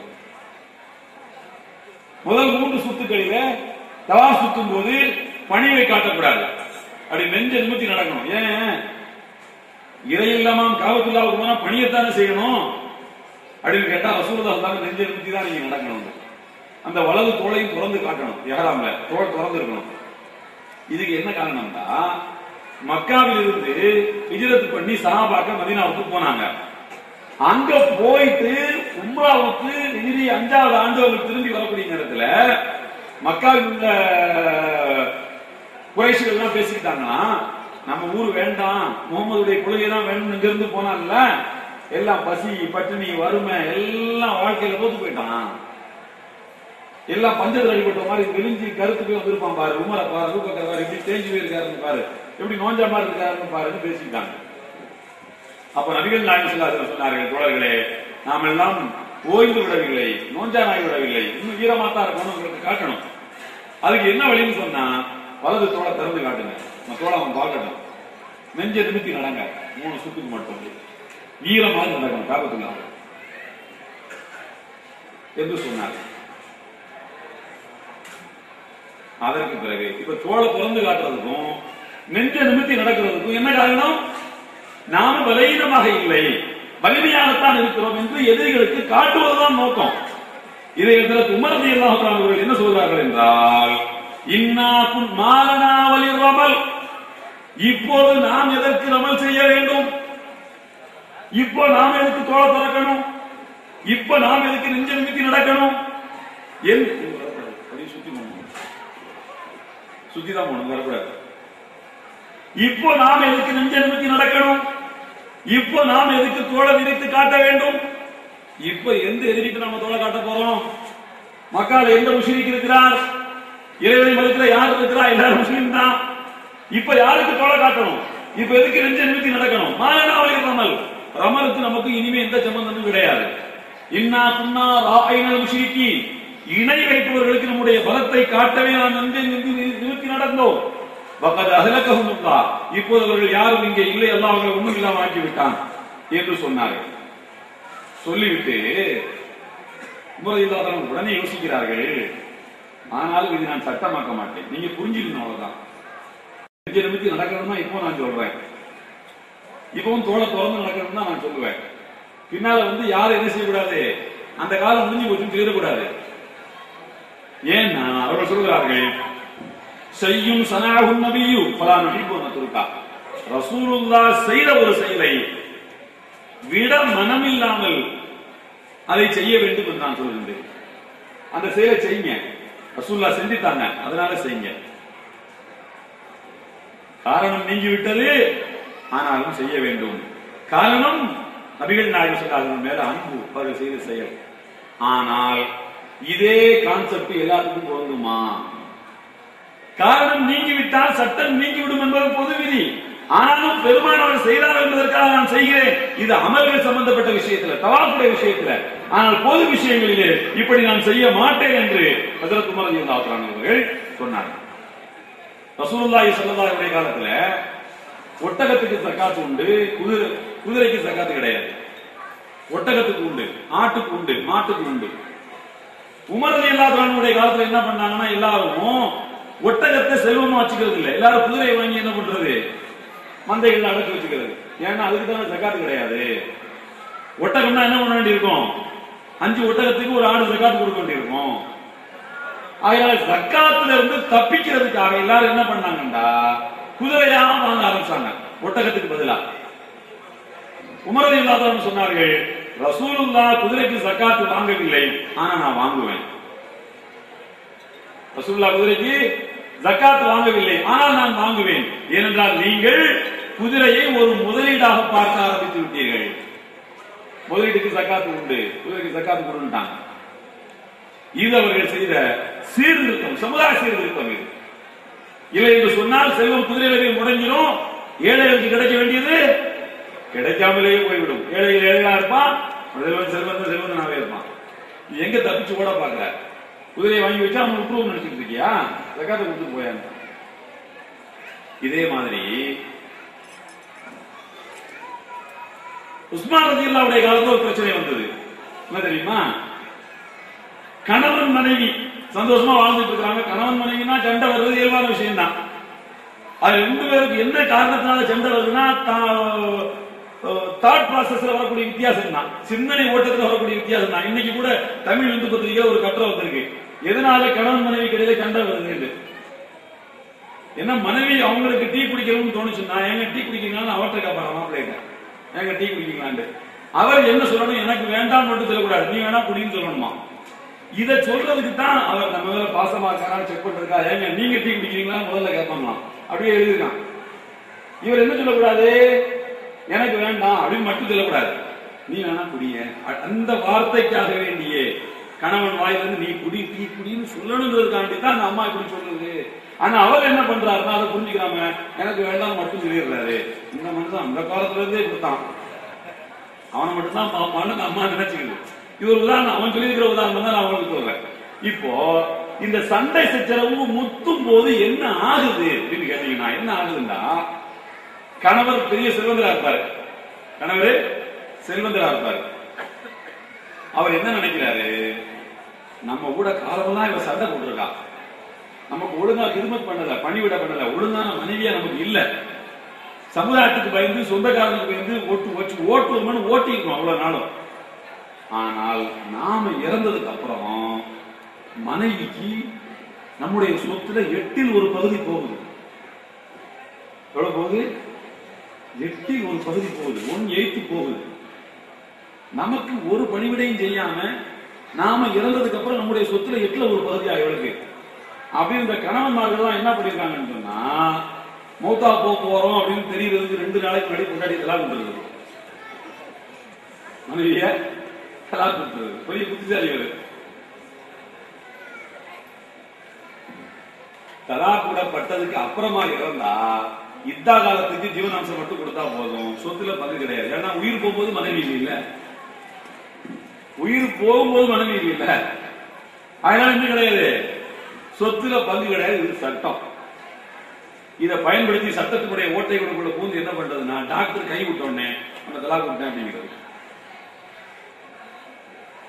இதோ 10 வருஷத்துக்கு முன்னாடி விட்டுருந்தா நம்ம வேற யாரையும் கல்யாணம் பண்ணிட்டு நல்லா இருந்து போயிட போகுது. மௌத்தாவதுக்கு 2 நிமிஷத்துக்கு முன்னால 10 நிமிஷத்துக்கு முன்னால 2 நாளைக்கு முன்னாடி தலாக் விடுறது ஒரு நோய் மக்கள்கிட்ட பரவும். உஸ்மான் ரலியல்லாஹு சொன்னார்கள், சட்டம் அதாங்க. ஆனா இப்ப நான் ஒரு சட்டம் சொல்றேன் கேளுங்க, இந்த மாதிரி எவன்லாம் சொத்துக்களை மனைவிக்கு கொடுக்கறதுல இருந்து தப்பிக்கிறதுக்காக தலாக் விடுறானோ அவன் சொத்தெல்லாம் எத்தனை நாளைக்கு முன்னாடி தலாக் விட்டாருன்னு நோய் மரண மௌத்து, அதுக்கு பேர் மரண மௌத்துன்னு பேரு. எந்த வியாதியில் அவர் மரணம் அடைகிறாரோ அந்த வியாதி, கணவருக்கு கடைசியாக அவர் சந்தித்த வியாதி, அந்த வியாதியில ஒருவர் தலாக் விட்டாலும் சரி, அந்த மனைவிக்கு அந்த கணவனுடைய சொத்திலிருந்து நான் பங்கு கொடுப்பேன். இன்னல்லாஹ லா யஸிபு பிஸ்ஸுல்தான் மா லா யஸிபு பில் குர்ஆன். குர்ஆனை கொண்டு இறைவன் எதை தடை செய்யவில்லையோ அதை ஆட்சி அதிகாரத்தை கொண்டு தடை செய்கிறான். எல்லா விஷயங்களும் எல்லாம் குர்ஆன்ல தடை செய்யறது இல்ல. அதிகாரிகளை தந்து அவங்களுக்கு ஞானங்களை கொடுத்து விளங்கக்கூடிய ஹிக்மத்தை கொடுத்து அவர்கள் மூலமாக அல்லாஹ் சில விஷயங்களை தடை செய்கிறான் என்று ஹஜ்ரத் உஸ்மான் ரலியல்லாஹு அன்ஹு சொன்னார்கள். இந்த ஃபத்வாவை சஹாபாக்கள் ஏற்றுக்கொண்டார்கள், யாரும் மறுக்கல. ஏன்னா மனிதர்கள் மனது மாற மாறத்தான் அதுக்கேற்ற மாதிரி சட்டங்கள் வந்துட்டே இருக்கு. உமர் இப்னு அப்துல் அசீஸ் ரஹ்மத்துல்லாஹி அலைஹி, 2ஆம் உமர் என்று வரலாற்றவர்களுக்கு பெயர். அவர்கள்ட்ட ஒரு ஆள் வந்து அன்பளிப்பு கொடுத்தாரு, கலீஃபா ரொம்ப வறுமையில் இருக்கீங்க அன்பளிப்பு வச்சுக்கோங்க. உமர் இப்னு அப்துல் அசீஸ் அவர்கள் அன்பளிப்பை வாங்க மறுத்து விட்டார்கள். அன்பளிப்பு எனக்கு தேவையில்லை என்று சொல்லிவிட்டார்கள். அன்பளிப்பு கொடுத்தவர் சொன்னார், நபிகள் நாயகம் ஸல்லல்லாஹு அலைஹி வஸல்லம் யார் அன்பளிப்பு கொடுத்தாலும் வாங்குவார்கள் தெரியுமில்ல. ரசூலுல்லாஹ்வுக்கு யார் சதகா கொடுத்தாலும் வாங்க மாட்டார்கள், அன்பளிப்பு யார் கொடுத்தாலும் வாங்கி விடுவார்கள். சின்ன அன்பளிப்போ பெரிய அன்பளிப்போ வாங்கி விடுவார்கள். ஆனால் நீங்கள் நபி வழி நடப்பதாக சொல்லுகின்ற நீங்கள், நபி வழியில் ஆட்சி நடத்துவதாக சொல்கிற நீங்கள், நாங்கள் தரக்கூடிய அன்பளிப்பை ஏன் வாங்க மறுக்கிறீர்கள் என்று கேட்ட போது கலீஃபா உமர் இப்னு அப்துல் அசீஸ் அவர்கள் சொன்னார்கள், ரசூலுல்லாஹ்வுக்கு நீங்கள் கொடுத்ததற்கு பெயர் அன்பளிப்பு, எனக்கு தருவதற்கு பெயர் மறைமுக லஞ்சம். எனக்கு நீங்க அன்பளிப்பு தந்துட்டு சும்மா போவீங்க, நாளைக்கு வந்து ஒரு பேப்பரை நீங்க கையெழுத்து போடுங்க. எனவே எனக்கு தந்தால் லஞ்சம், ரசூலுல்லாஹ்வுக்கு கொடுத்தால் அன்பளிப்பு. காலம் மாறும்போது சட்டம் மாறிடுவோம், போயிருந்தாங்க. எந்த அன்பளிப்பை என்னால வாங்க முடியாது. இதுதான் பத்துவாயம். அன்பளிப்பு கொடுத்தால் பெற்றுக்கொள்ள வேண்டும், இது சட்டம். அன்பளிப்பு கொடுத்தால் பெற்றுக்கொள்ளக் கூடாது. இது ஃபத்வா. மக்கள் திருந்திவிட்டால் எந்த அன்பளிப்புக்கு பின்னாலும் ஒரு உள்நோக்கம் இல்லை என்ற நிலை வருகிற போது அன்பளிப்பை திரும்ப வாங்கிக் கொள்ளுங்கள் என்கிற சட்டம் தானா வந்துடும். மக்கள் மனம் மாறும்போது அதற்கேற்றவாறு ஃபத்வாக்கள் மாறுகின்றன. எந்த கணவனும் தலாக்கிடக்கூடிய எந்த கணவனும் ஒரு உள்நோக்கம் இல்லாமல் உளப்பூர்வமாக ஒரு முறையான காரணத்துக்குத்தான் விடுகின்றான் என்று வருகின்ற போது அவருடைய சொத்துல மனைவிக்கு பங்கு இல்லைங்கிற சட்டம் வரும். உள்நோக்கத்தோட மௌத்தாவதுக்கு 10 நிமிஷத்துக்கு முன்னாடி, 1 மாசத்துக்கு முன்னாடி, 6 நாளுக்கு முன்னாடி சொல்லாவிட்டா ஃபத்வால சொத்துல பங்கு கொடுப்போம் தான் சொல்றாங்க உஸ்மான் ரலியல்லாஹு அன்ஹு. இதுதான் ஃபத்வா. இப்ப உஸ்மான் ரலியல்லாஹு அன்ஹு அவர்கள் ரசூலுல்லாஹ்வுடைய நடைமுறைக்கு மாறாக நடந்து விட்டார்கள் என்று சொல்ல முடியுமா? இல்லை. அவர்கள் ரசூலுல்லாஹ்வுடைய ஹதீஸை முறைப்படி புரிந்தார்கள் என்றுதான் சொல்ல வேண்டும். அதுதான் முறைப்படி புரிந்தால் இப்படித்தான் ஒருவன் பேச முடியும். அதுபோல இன்னொன்று, ஹஜ் 3 வகையா செய்யலாம். ஹஜ்ஜுக்கு போயிருந்தவங்களுக்கு தெரியும், 3 வகையா ஹஜ் பண்ணலாம். உம்ராவுக்கும் ஹஜ்ஜுக்கும் சேர்த்து இஹ்ராம் கட்டிருக்கிறான். உம்ரா முதல்ல செஞ்சு முடிச்சுட்டு இஹ்ராம் கழிச்சிட்டு அப்புறமா ஹஜ் பண்றதுக்கு பேர் ஹஜ் தமத்து. ஹஜ் மட்டும் செய்தால் அது இஃப்ராத் அப்படின்னு பேரு. 3 வகையா ஹஜ் பண்ணலாம். ஆனா அந்த 3ல எது சிறந்ததுன்னு கேட்டீங்கன்னா ஃபிக்ஹ் மசாயில் என்ன சொல்லுதுண்டா தமத்து தான் சிறந்தது. முதல்ல உம்ரா பண்ணிட்டு இஹ்ராம் கழிச்சிட்டு ஹஜ்ஜுடைய காலம் வரைக்கும் அதை சாதாரண ஃபார்மல் ட்ரெஸ் போட்டு எல்லாம் சாப்பிட்டு சந்தோஷமா இருந்துட்டு அப்புறமா ஹஜ்ஜுக்கு சாதாரண பிரம்ம பண்றோம் இல்லையா, இதுதான் ஹஜ் தமத்துன்னு பேரு. இதுதான் சிறந்தது. ஏன் இது சிறந்ததுன்னா அல்லாஹ் குர்ஆன்ல ஹஜ்ஜ தமத்து தான் சொல்றான். குர்ஆன்ல சொல்லல, இஃப்ராத் சொல்லல. குர்ஆன்ல சொல்லப்பட்டிருக்கிற மெத்தட் தமத்து ஹஜ் தான். ஃபமன் தமத்தா பில் உம்ரத்தி இலல் ஹஜ் ஃபமஸ்தைஸர மினல் ஹதி. தமத்து ஹஜ் பண்றவரு குர்பானி கொடுத்துடுங்க அப்படின்னு அல்லாஹ் குர்ஆன்ல சொல்றான். தமத்து ஹஜ் தான் குர்ஆன்ல இருக்குது, மத்த ஹஜ் முறைகள் குர்ஆன்ல இல்ல. எனவே இதுதான் சிறந்தது என்று ஃபிக்ஹ் மசாயில் சொல்லுது. ஆனால் ரசூலுல்லாஹ்வுக்கு இதுதான் பிடிக்கும்னு வருது. ரசூலுல்லாஹ்வுக்கு இதுதான் பிடிக்கும்னு வருது. இப்னு மாஜால ஒரு ஹதீஸ் வருது. ஒரு வாரத்துக்கு முன்னாடி கூட ஒரு மௌலவி எனக்கு போன் பண்ணி கேட்டாரு, எங்க ஊர்ல ஒருத்தர் பேசிட்டு போனாரு, நபி வழியில நடக்கிறதாக சொல்லக்கூடிய ஒருத்தர் பேசிட்டு போனாரு. என்ன பேசிட்டு போயிருக்காருன்னா ரசூலுல்லாஹ்வுக்கு தமத்து ஹஜ் தான் பிடிக்கும். அதே ஹதீஸ்ல என்ன கீழே வருதுன்னா கால உமரு கரிஹத்துல்லானி. உமர் ரலியல்லாஹு அன்ஹு சொல்றாங்க தமத்து ஹஜ் எனக்கு பிடிக்காதுன்னு சொல்றாங்க. உமர் ரலியல்லாஹு அன்ஹு தமத்து ஹஜ் எனக்கு பிடிக்காது. என்னையா உமர் என்னையா சொல்றது? ரசூலுல்லாஹ்வே பிடிக்கும் இருக்காங்க, உமருக்கு யாரையா அந்த அதிகாரத்தை கொடுத்தது ஒருத்தர் பேசிட்டு இருக்காரு. நானும் அந்த ஹதீஸை பார்த்தாங்க, அப்படித்தான் இருக்குது. இப்னு மாஜால அப்படித்தான் இருக்குது. தமத்து ஹஜ்ஜ நான் வெறுக்கிறேன்னு சொல்லி உமர் ரலியல்லாஹு அன்ஹு சொல்றதாக இருக்குது. இருக்கதாங்க செய்யுது, யாருன்னு சொன்னது இல்லைன்னு இருக்குது.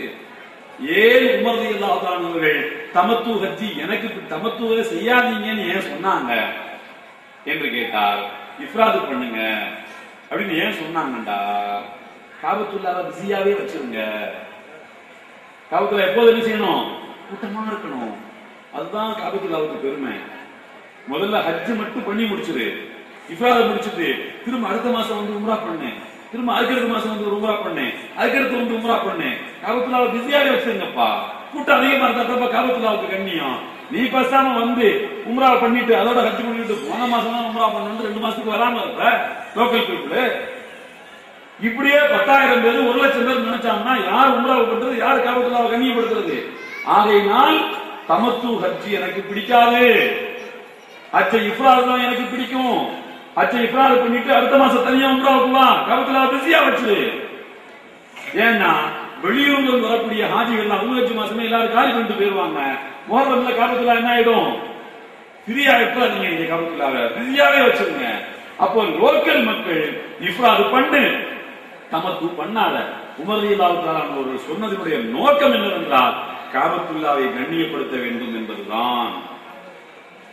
இதுதான் இஸ்லாத்தை சரியாக புரிந்து கொள்ளுகிற முறை. அல்லாஹ் என்ன சொல்லுகிறான்? வல்யத்தவஃபு பில் பைத்தில் அதீக், பழமையான ஆலயத்தை நீங்கள் சுற்றி சுற்றி வாருங்கள். காபத்துல்லாஹ்வை பிஸியா வச்சிருங்க அல்லாஹ் சொல்றான். எப்பதான் பிஸியா வச்சிருக்க முடியும்னா இஃப்ராத் ஹஜ் பண்ணாதான் பிஸியா வச்சிருக்க முடியும். ஆகையினால் இஃப்ராத் ஹஜ் பண்ணு, தமத்து ஹஜ் பண்ணாத. அப்போ ஒரு சட்டத்தை அதற்குரிய நோக்கத்தோடு உமர் ரலியல்லாஹு அன்ஹு அவர்கள் புரிந்து கொண்டார்கள் என்பதுதான் விளக்கம் என்று அந்த மௌலவியிடத்திலும் நான் சொன்னேன். இவ்வளவு டீப்பான விஷயங்கள் இருக்கிறாங்கிறதே எனக்கு தெரியல. இவ்வளவு டீப்பாக உமர் ரலியல்லாஹு அன்ஹு சிந்திக்கிறார்கள் அல்லாஹ் அவங்களுக்கு எவ்வளவு பெரிய ஞானத்தை கொடுத்திருக்கிறான். அதுதான் உமர். அவருடைய ஞானத்துக்கு முன்னால் உலக மக்கள் அனைவருடைய ஞானத்தையும் கொண்டு போய் வைத்தாலும் சரிதான், உமருடைய ஞானத்துக்கு ஈடாக முடியாது. அவர்கள் அஸ்ராருத்தீன், மார்க்கத்தினுடைய ரகசியங்களை தெரிந்தவர். ஒரு சட்டம் கொண்டு வரப்படுகிறது என்றால் அந்த சட்டத்தினுடைய ரகசியங்களை தெரிந்தவர்கள் ஹஜ்ரத் உமர் ரலியல்லாஹு அன்ஹு. சட்டத்தினுடைய யதார்த்தம் என்பது வேறு, ரகசியம் என்பது வேறு. ரகசியங்களை புரிந்தவர்கள் உமர் ரலியல்லாஹு அன்ஹு. அதனால்தான் குதிரைக்கு ஜகாத்தை பெற்றார்கள். திருக்குர்ஆனுடைய ஜகாத்தை யாருக்கெல்லாம் கொடுக்கலாம் என்று திருக்குர்ஆனில் எல்லாம் வல்ல அல்லாஹ் தஆலா 8 பிரிவினரை சொல்லுகிறான் இல்லையா? 8 பிரிவினரை சொல்லுகிறான். அதுல ஒண்ணு யாரு? அடிமைகள் ஒண்ணு. அடிமைகள் ஒன்று. அதுக்கடுத்து யாருன்னு சொன்னா முஅல்லஃபத்தி குலூபுஹும், இஸ்லாத்தின் மீது உள்ளம் ஈர்க்கப்பட்டவர்கள். இஸ்லாத்துக்கு அவர்கள் வராமல் இருந்தாலும் கூட அவர்களுக்கு வருவதற்கு பொருளாதாரம் மட்டும்தான் பிரச்சனையாக இருக்கும் என்றால் அவர்களுக்கு நபிகள் நாயகம் ஸல்லல்லாஹு அலைஹி வஸல்லம் முஅல்லஃபத்தி குலூபுஹும் என்ற அடிப்படையிலே ஜகாத் பணத்தை கொடுத்திருக்கிறார்கள். இஸ்லாத்துக்கு வந்ததுனால அவர் சொத்தை இழக்க வேண்டி இருக்கும் என்றால் வந்திருப்பான், நான் அவங்களுக்கு தர்றேன். ஹஜ்ரத் உமர் ரலியல்லாஹு அன்ஹு சொன்னார்கள், இனிமேல் முஅல்லஃபத்தி குலூபுஹும் என்கிற கேட்டகரிக்கு கீழே யாரும் வந்து பணத்தை வாங்க நான் அனுமதிக்க மாட்டேன். இவங்க எல்லாம் வந்துதான் இங்க நிறையணும்னு ஒண்ணு இல்ல. ஆல்ரெடி இங்க எல்லா சிந்தனையாளர்களும் இருக்காங்க. நீ விரும்பினா அதனுடைய கொள்கையால் ஈர்க்கப்பட்டு வா, இதுக்காக வராத, உனக்கு தர முடியாது. சஹாபாக்களில் ஒரு சிலர் சொன்னார்கள், குர்ஆன்ல அல்லாஹ் சொல்லியிருக்கானே, குர்ஆன்ல முஅல்லஃபத்தி குலூபுஹும் கொடுக்கணும்னு சொல்லியிருக்காங்க. அல்லாஹ் நீங்க எப்படி சொல்றீங்க? அடிமைகளுக்கு தான் கொடுக்கணுங்கிறான். எங்க அடிமை இருக்காங்க? இப்போ அடிமை யாருமே கிடையாது. அடிமை முறையை அல்லாஹ் சொன்ன ஒரு வாக்கியத்தை வைத்து ஜகாத்தை வைத்து உழைத்து விட்டோம். அதனால முஅல்லஃபத்தி குலூபுங்கிற கேட்டகரியை இல்லாம பண்ணுவோம். அதுதான் நாம் குர்ஆனுக்கு செய்யக்கூடிய சேவை என்று சொன்னார்கள். அதுதான் குர்ஆனுக்கு செய்யற சேவை, அதுதான் இஸ்லாத்துக்கு செய்யற சேவை. அப்படி ஒரு ஃபார்வர்ட் திங்கிங். அப்படி 1000 வருஷம் கழிச்சு ஒருத்தர் சிந்திக்கிறத உமர் ரலியல்லாஹு அன்ஹு ஒரு 1000 வருஷத்துக்கு முன்னாடியே சிந்தித்து இருக்கிறார்கள். அல்லாஹ்வுடைய உதவி இல்லாமல், அவனுடைய அருள் இல்லாமல் இப்படி ஒரு மனிதனால சிந்திக்கவே முடியாது. இப்படி ஒரு மனிதனால சிந்திக்கவே முடியாது. அதனால்தான் பெருமானார் ஸல்லல்லாஹு அலைஹி வஸல்லம் சொன்னார்கள், உமர் ஒரு ரூட்ல வந்தா ஷைத்தான் ஓடியே போயிடுவான். ஷைத்தான் வந்து கெட்டதை சொல்லி மட்டும்தான் கெடுப்பான், நல்லதை சொல்லி தான் கெடுப்பான். முஆவியா ரலியல்லாஹு அன்ஹு வரலாற்று வருகிறது, அவர் வந்து தூங்கிட்டு இருக்கும்போது அவரை ஷைத்தான் வந்து சுபுக்கு எழுப்பி விட்டாங்க. அவர் அலறி புரட்சி எந்திரிச்சு போய், என்னையா ஷைத்தான் வந்து சுபுக்கு எழுப்பானே ஆச்சரியப்பட்டிருக்காரு. நீ வந்து எழுப்ப முடியல, தூங்க தானே வைக்க முடியும், நீ தூங்க வச்சாதானே உனக்கு நல்லது. கலீஃபாவை தூங்க வச்சுட்டு 4 பேருக்கு சொல்லி பெருமை அடிக்கிறான். ஐயோ நீங்க வேறங்க, உங்களை நான் எழுப்பாம சுபுக்கு தூங்க வச்சுட்டா அதை நினைச்சு 30 நாளைக்கு நீங்க அழுதுட்டே 1 மாசமா அழுவீங்க. சுபுக்கு எந்திரிக்காம கேட்டேன், சுபுக்கு எந்திரிக்காம கேட்டேன். இந்த அழுகையினால அல்லாஹ் நீங்க செஞ்ச மற்ற பாவங்களையும் மன்னிச்சுவான். அதனால உங்களுடைய பாவங்களை அல்லாஹ் மன்னிக்க கூடாது உங்களை சுபுக்கு எழுப்பி விட்டான். இது எப்படி இருக்கு? இப்படி எவ்வளவு அட்வான்ஸா திங்க் பண்ணிருக்கான் பாருங்க ஷைத்தான். அந்த அட்வான்ஸ் திங்கிங் உள்ள ஷைத்தானே உமரை கண்டு ஓடுவான். அப்படின்னா ஷைத்தானை விட 1000 கால் பாய்ச்சலில் உமர் சிந்திக்கிறார் அர்த்தம். அது நிகழ்காலத்தில் உள்ள டேஷ் டேஷ் டேஷ்களுக்கு புரியாது. ஷைத்தான் நான் சொல்லிதான் நீங்க அர்த்தம் வச்சுக்கிட்டீங்கன்னா அதுக்கு நான் பொறுப்பு இல்லை அப்படிங்கிறதை நான் உங்களுக்கு சொல்லிக் கொள்ள விரும்புகிறேன். அதே மாதிரி பாத்தீங்கன்னு சொன்னா உமர் ரலியல்லாஹு அன்ஹு அவர்கள் எப்படிப்பட்ட முடிவுகளை இன்னும் எடுத்திருக்கிறார்கள் என்பதற்கு இன்னும் சில உதாரணங்களை உங்களுக்கு சொல்லுகின்றேன் பாருங்கள். அதாவது ஜகாத்துல் ஃபித்ர், பெருநாள் அன்றைக்கு கொடுக்கக்கூடிய தர்மம், பெருநாள் அன்றைக்கு கொடுக்கின்ற தர்மம். நபி வழியில் நடப்பதாக இருந்தால், குர்ஆன் ஹதீஸ் அடிப்படையில் மட்டும் நாம செயல்படுறதா இருந்தால், பெருநாள் அன்னைக்கு ஏழைகளுக்கு பேரித்தம்பழம் மட்டும்தான் கொடுக்கணும். பேரித்தம்பழத்தை மட்டும்தான் சதகத்துல் ஃபித்ரா கொடுக்கணும். ரசூலுல்லாஹ் எல்லாம் கொடுத்திருக்காங்க, பேரித்தம்பழம் தான் சதகத்துல் ஃபித்ர் கொடுத்திருக்காங்க. ஏன்னா அதுதான் ஆலிபு கூத்தில் பலர், அந்த ஊரில் கிடைக்கக்கூடிய உணவுன்னு அதுக்கு அர்த்தம். அந்த ஊரில் பெரும்பாலான மக்கள் எதை உணவாக உட்கொள்கிறார்களோ அது. அப்ப ரசூலுல்லாஹ் எது கொடுத்தாங்க? பேரித்தம்பழம் தான் கொடுத்தாங்க. நான் ஊர்ல எதான் கொடுக்கணும்? பேரித்தம்பழம் தான் கொடுக்கணும். ஏன் அரிசி கொடுக்கிறோம்? ஏன் கோதுமை கொடுக்கிறோம்? ஏன் காசு கொடுக்கிறோம்? பத்துவா. இந்த பத்துவா எங்கிருந்து எடுக்கப்பட்டது என்றால் பெருமானாரின் நடைமுறையில் இருந்து. அதாவது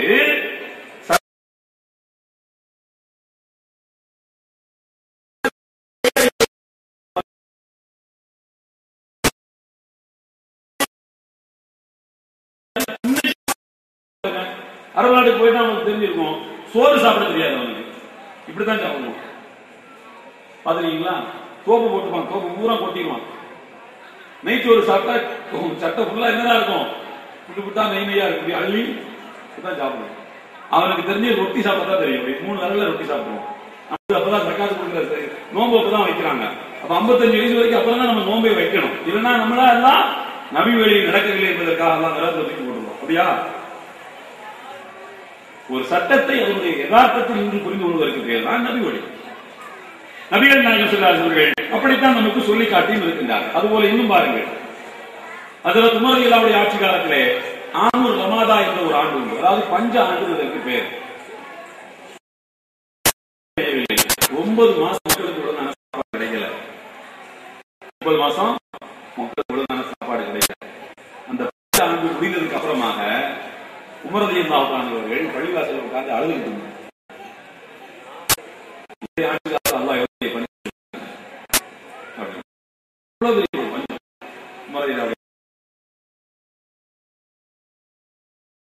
இரண்டு முக்கிய அந்த பஞ்சாண்டு. ஒரு என்ன தெரியுமா? அந்த ஆண்டில் கால்நடைகளுக்கான ஜக்காத்தை பெறுவதில்லை. ஒரு வருஷம் ஜக்காத்தை உமர் வாங்கவே இல்லை. அபூபக்கர் சித்திக் ரலியல்லாஹு அவர்கள் ஒரு வருட ஜக்காத்தை தர மறுத்ததற்காக அந்த சமுதாயத்திடம் யுத்தமே நடத்தினார்கள். உமர் ரலியல்லாஹு அவர்கள் ஒரு வருட ஜக்காத்தை வாங்கவில்லை, வைத்துக் கொடுங்கள் என்று சொன்னார்கள். ரெண்டுமே நபி வழிக்கு எதிரானது தான். தெரியுமா உங்களுக்கு? ரசூலுல்லாஹ் ஜக்காத்தை தர மறுத்தவன்ட்டு யுத்தமும் நடத்தல, ஜக்காத்தை தர வந்தவன்ட்டு வேண்டாம்னு சொல்லல. ஹஜ்ரத் அபூபக்கர் சித்திக் அவர்கள் ஜக்காத்தை தர மறுத்தவர்களுக்கு எதிராக யுத்தம் நடத்தினார்கள். ரசூலுல்லாஹ் யுத்தம் நடத்தவில்லை. உமர் ரலியல்லாஹு அவர்கள் ஜக்காத்தை அவர் ஒரு வருடம் வாங்கவில்லை. எதற்காக? அது பஞ்ச ஆண்டு. இந்த நேரத்தில் மக்கள்கிட்ட நீ ஜக்காத்தை கொடுத்தா எங்கிருந்தே அவன் தருவாங்க, அடுத்த வருடம் சேர்த்து வாங்கிக்கிறேன்னு சொன்னாங்க. அந்த பஞ்ச ஆண்டில் திருடிய எந்த திருடனுடைய கையையும் உமர் ரலியல்லாஹு வெட்டவில்லை. திருடுனா கையை வெட்டணும்னு குர்ஆன் சொல்லுது, உமர் ரலியல்லாஹு வெட்ட மாட்டாங்கிறாங்க. ஏன்னா பசிக்கு திருடன கையை எப்படியா வெட்ட முடியும்? இது அரசாங்கத்தினுடைய மிஸ்டேக். ஒரு செட் ஆஃப் பீப்புள் வந்து ஒரு செக்டார் வந்து பசியில கிடக்குறான், அவன் திருடுறான்னு சொன்னா அவன் கையை வெட்டுறதா நாளைக்கு இந்த உமர் அல்லாஹ் கேட்பான், அவனை பசியிலே வச்சிருப்ப திருடி சாப்பிட்டா கையை வெட்டுவியா நீ? அப்படி உமராகி அல்லாஹ் உமராகி என்னிடத்துல அல்லாஹ் கேட்டானா என்ன நான் பதில் சொல்லுவேன்? கையை வெட்ட முடியாதுன்னு சொல்லுவேன். அல்லாஹ் குர்ஆன்ல சொல்லியிருக்கானே, அது இந்த நிலைமைக்கு பொருந்தாது என்றார். அது மசாயில், இது வந்து ஃபத்வா. இதுதான் மசாயிலுக்கும் ஃபத்வாவுக்கும் இடையில் இருக்கக்கூடிய வேறுபாடு. அதுபோல இன்னும் நபிகள் நாயகம் ஸல்லல்லாஹு அலைஹி வஸல்லம் பல்வேறு கட்டங்களில் ஹஜ்ரத் பெருமானா ஸல்லல்லாஹு அலைஹி வஸல்லம் அவர்கள் ஹிஜ்ரி 10வது ஆண்டினுடைய தொடக்கம் வரைக்கும், ஹிஜ்ரி 2ல மது குடிக்கிறது, ஹிஜ்ரி 3ல மது குடிக்கிறது ஹராம் ஆயிடுச்சு. ஹிஜ்ரி 10வது ஆண்டினுடைய தொடக்கம் வரைக்கும், ஹிஜ்ரி 7 வருஷங்கள் குடிகாரனுக்கு எந்த தண்டனையும் முறையிலான குடிக்கல, பெருமானா ஸல்லல்லாஹு அலைஹி வஸல்லம் கொடுக்கவில்லை. ஹிஜ்ரி 3ல இருந்து 9 முடிய 3, 4, 5, 6, 7, 8, 9 7 வருஷம் குடிகாரர்களுக்கு எந்த தண்டனையும் கொடுக்கல.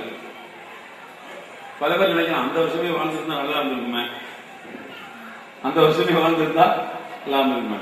ஹிஜ்ரி 10வது ஆண்டினுடைய தொடக்கத்தில் தான் நபிகள் நாயகம் ஸல்லல்லாஹு அலைஹி வஸல்லம் தண்டனை கொடுக்கவே ஆரம்பித்தார்கள். அப்படியானால் என்ன செய்திருக்க வேண்டும்? ஒருவரை வாழ்நாள்ல 7 வருஷம் அவனை குடிக்க விட்டுட்டு அப்புறமா தான் அவனுக்கு தண்டனையை கொடுக்கணும். இல்லையா? அதான நபி வழி. ஏன் குடிக்க தண்டனை கொடுக்கணும்? உமர் ரலியல்லாஹு அன்ஹு 80 கச்சேரி கொடுத்தார்கள், அலி ரலியல்லாஹு அன்ஹு அதை விட அதிகமாக கொடுத்தார்கள். ஏன்னா இந்த தண்டனை எல்லாம் அவனுக்கு என்ன செய்யல, தண்டனை எல்லாம் வாங்கிக்கிட்டு வருத்தமா அடுத்த பஞ்சாயத்துல மீட் பண்ணுவோம், அடுத்த இன்னொரு குடிச்சிட்டு வர்றான், அப்ப இன்னொரு என்ன அடிச்சுடுங்க வாயிட்டு போறான், அப்படி உதறி விட்டு போறான். அவர் தண்டனையை கூட்டணும் முடிவு பண்ணாங்க. மக்கள் புதிதாக செய்யக்கூடிய பாவங்களுக்கு ஏற்ப தண்டனைகளும் புதிதாக வருகின்றது என்பதுதான் ஃபத்வாவினுடைய யதார்த்தம். இதையெல்லாம் புரிந்து கொள்ள முடியாத அளவுக்கு, இந்த யதார்த்தங்களை எல்லாம் புரிந்து கொள்ள முடியாத அளவுக்கு இங்கே அறிவு பஞ்சம் நிலவுகிறது. 3 ஹதீஸை படித்துவிட்டு இதுதான் சட்டம் என்று பேசுகின்ற முஃப்திகள் அதிகமாகிவிட்டார்கள் நாட்டில். 3 ஹதீஸை படிச்சுட்டா போதும், அல்லாஹ்வுக்கு கண் இருக்கு, கால் இருக்கு, மூக்கு இருக்கு, வாய் இருக்கு என்று பேச ஆரம்பித்து விடுவார்கள். நான் ஒரு கேள்வியை கேட்க வேண்டும் என்று நினைக்கின்றேன், அதை சபையில வைத்து நான் கேட்க விரும்பவில்லை, அவரை சந்தித்தால் நான் கேட்பேன். அல்லாஹ்வுக்கு இன்னொரு உறுப்பு இருக்குதான் நீ சொல்லுன்னு கேட்டான். கண்ணு இருக்கு, கால் இருக்கு, மூக்கு இருக்கு, வாய் இருக்குன்னு சொல்லிய இன்னொரு உறுப்பு இருக்கான்னு சொல்லு. அதுக்கு என்ன பதில் சொல்ல முடியும்? அப்போ ஆய்வு என்பது, அதான் ஒருத்தர் சொன்னாரு, வைக்கல் சாப்பிட்டால் கண்ணுக்கு நல்லதுன்னு சொன்னார். இது சாப்பிட்டா வைக்கல் இருக்குல்ல, வைக்கல் புரியுது, வைக்கல் சாப்பிட்டா கண்ணுக்கு நல்லது. அது எப்படியா சொல்றது கேட்டா, எந்த மாடாவது கண்ணாடி போட்டிருக்கா? மனுஷன் தான் கண்ணாடி போட்டிருக்கா. அப்ப வைக்கல் சாப்பிட்டா கண்ணுக்கு நல்லது. இப்படியா ஆய்வு சொல்றது? இதுக்கு பேர் ஆய்வா? 10 திருகத்துக்கு மேல திருடுனா கையை வெட்டலாம்னு ரசூலுல்லாஹ் சொல்லிருக்காங்க. அப்ப 9 திருகு திருடலாம்னு சொல்லிட்டாங்க ரசூலுல்லாஹ். அதுக்கு அர்த்தம் 10 திருகத்துக்கு மேல திருடுனா கையை வெட்டலாம் ரசூலுல்லாஹ் சொல்லிட்டாங்க. அப்ப ரசூலுல்லாஹ் பத்தினா 9 திருகு திருடலாம்னு சொல்லிட்டாரு. 9 திருகு திருட 9 திருகு திருடலாம் அதுக்கு அர்த்தம். அதுக்கு அப்படியே அர்த்தம் இல்ல. ஒரு மனிதனை கையை வெட்டுறதா இருந்தா வேலியபிளான பொருள், இதுக்கு வேலியபிளான பொருள் அவன் திருடி இருந்தா தான் வெட்ட முடியும் அப்படிங்கிற மனித மதிப்பு தான் அங்க புலப்படுது. அவ்வளவு மனிதனை மதிக்கிறாங்க, மனித உறுப்புகளுக்கு உள்ள மரியாதை இருக்குன்னு அர்த்தம். தவிர 9 திருட திருட்டாங்க சொல்லுவாங்க, அதுக்கு அர்த்தம். எனவே இதையெல்லாம் புரிந்து கொள்ள வேண்டும் என்று சொன்னால் அல்லாஹ்வுடைய அருள் வேண்டும் முதலாவது. அதனாலதான் எல்லாம் வல்ல அல்லாஹ் தஆலா துஆ செய்ய சொல்றான், ரப்பி ஸித்னி இல்மா, இறைவா என்னுடைய ஞானத்தை அதிகப்படுத்து. ஏனென்றால் இன்றைய விட நாளைய தினம் நமக்கு ஒரு அறிவு புரிதல் கிடைத்திருக்க வேண்டும். அவன் தான் அறிஞன். மரணம் அடைவதற்கு முதல் நிமிடம் வரை கற்பதற்கு உலகத்தில் ஏதோ ஒன்று இருக்கிறது என்று நினைப்பதற்கு பேர் தான் அறிஞன். அதை புரிந்து கொள்ள முடியவில்லை என்று சொன்னால் அவன் அறிஞன் அல்ல. அதை புரிந்து கொண்டவர்கள் சஹாபாக்கள். அல்லாஹ்வுடைய அருளை பெற்ற காரணத்தினால் தான் அவர்களுக்கு ஞானங்கள் கிடைத்தன. ஞானங்களால் இந்த சமுதாயத்தை நபித்தோழர்கள் வழிநடத்திய காரணத்தினால் தான் அவர்களிடமிருந்து புதிய புதிய சட்டங்கள் வந்தன. விசாலமான ஒரு மார்க்கம், தாராளமான ஒரு மார்க்கம். இன்றைக்கு என்ன ஆயிற்று? அறிவு வளர்ந்து விட்டது, அவர்களுக்கு தெரியாது, எங்களுக்கு தெரிந்து விட்டது சொல்லுகிறார்கள். சுருங்கி போச்சு மாதிரி முட்டு சோதரவே முட்டி நிற்கணும். அதுக்கு மேல என்ன முடிவு எடுக்கன்னு தெரியல. ஆனா எல்லாரையும் திட்டி முடிச்சாச்சு. அன்புக்குரியவர்களே, இந்த ஞானங்கள் கிடைப்பதற்காக அல்லாஹ்விடத்தில் நாம் ஒவ்வொரு பிரார்த்தனை செய்ய வேண்டும். அதைத்தான் அல்லாஹ் அருள்முறையிலே சொல்லுகின்றான், ரப்பி ஸித்னி இல்மா என்று கற்றுக் கொடுக்கும். அந்த ஞானங்கள் இல்லாத போது குர்ஆனும் ஹதீஸும் ரொம்ப சுருங்கித்தான் நமக்கு தெரியும். ஞானங்கள் இருந்தால் பெரும் கடலாய் நமக்கு தெரியும். அல்லாஹ்வும் அவனுடைய திருத்தூதரும் நம்மிடத்தில் விட்டு சென்றிருக்கக்கூடியவைகள் மிக பெரும் பொக்கிஷம். அந்த பொக்கிஷத்தை கையில் வைத்துக் கொண்டே வழிதறி விடுவோம் என்று சொன்னால் அதை விட பெரிய இழப்பு எதுவும் இருக்க முடியாது என்கின்ற யதார்த்தத்தை நாம் புரிந்து கொள்ள வேண்டும். இன்ஷாஅல்லாஹ் ஒரு 1.5 மணி நேரமாவது பேசலாம் என்று நினைத்தேன். 1 மணி நேரத்தில் தாண்டி விட்டது.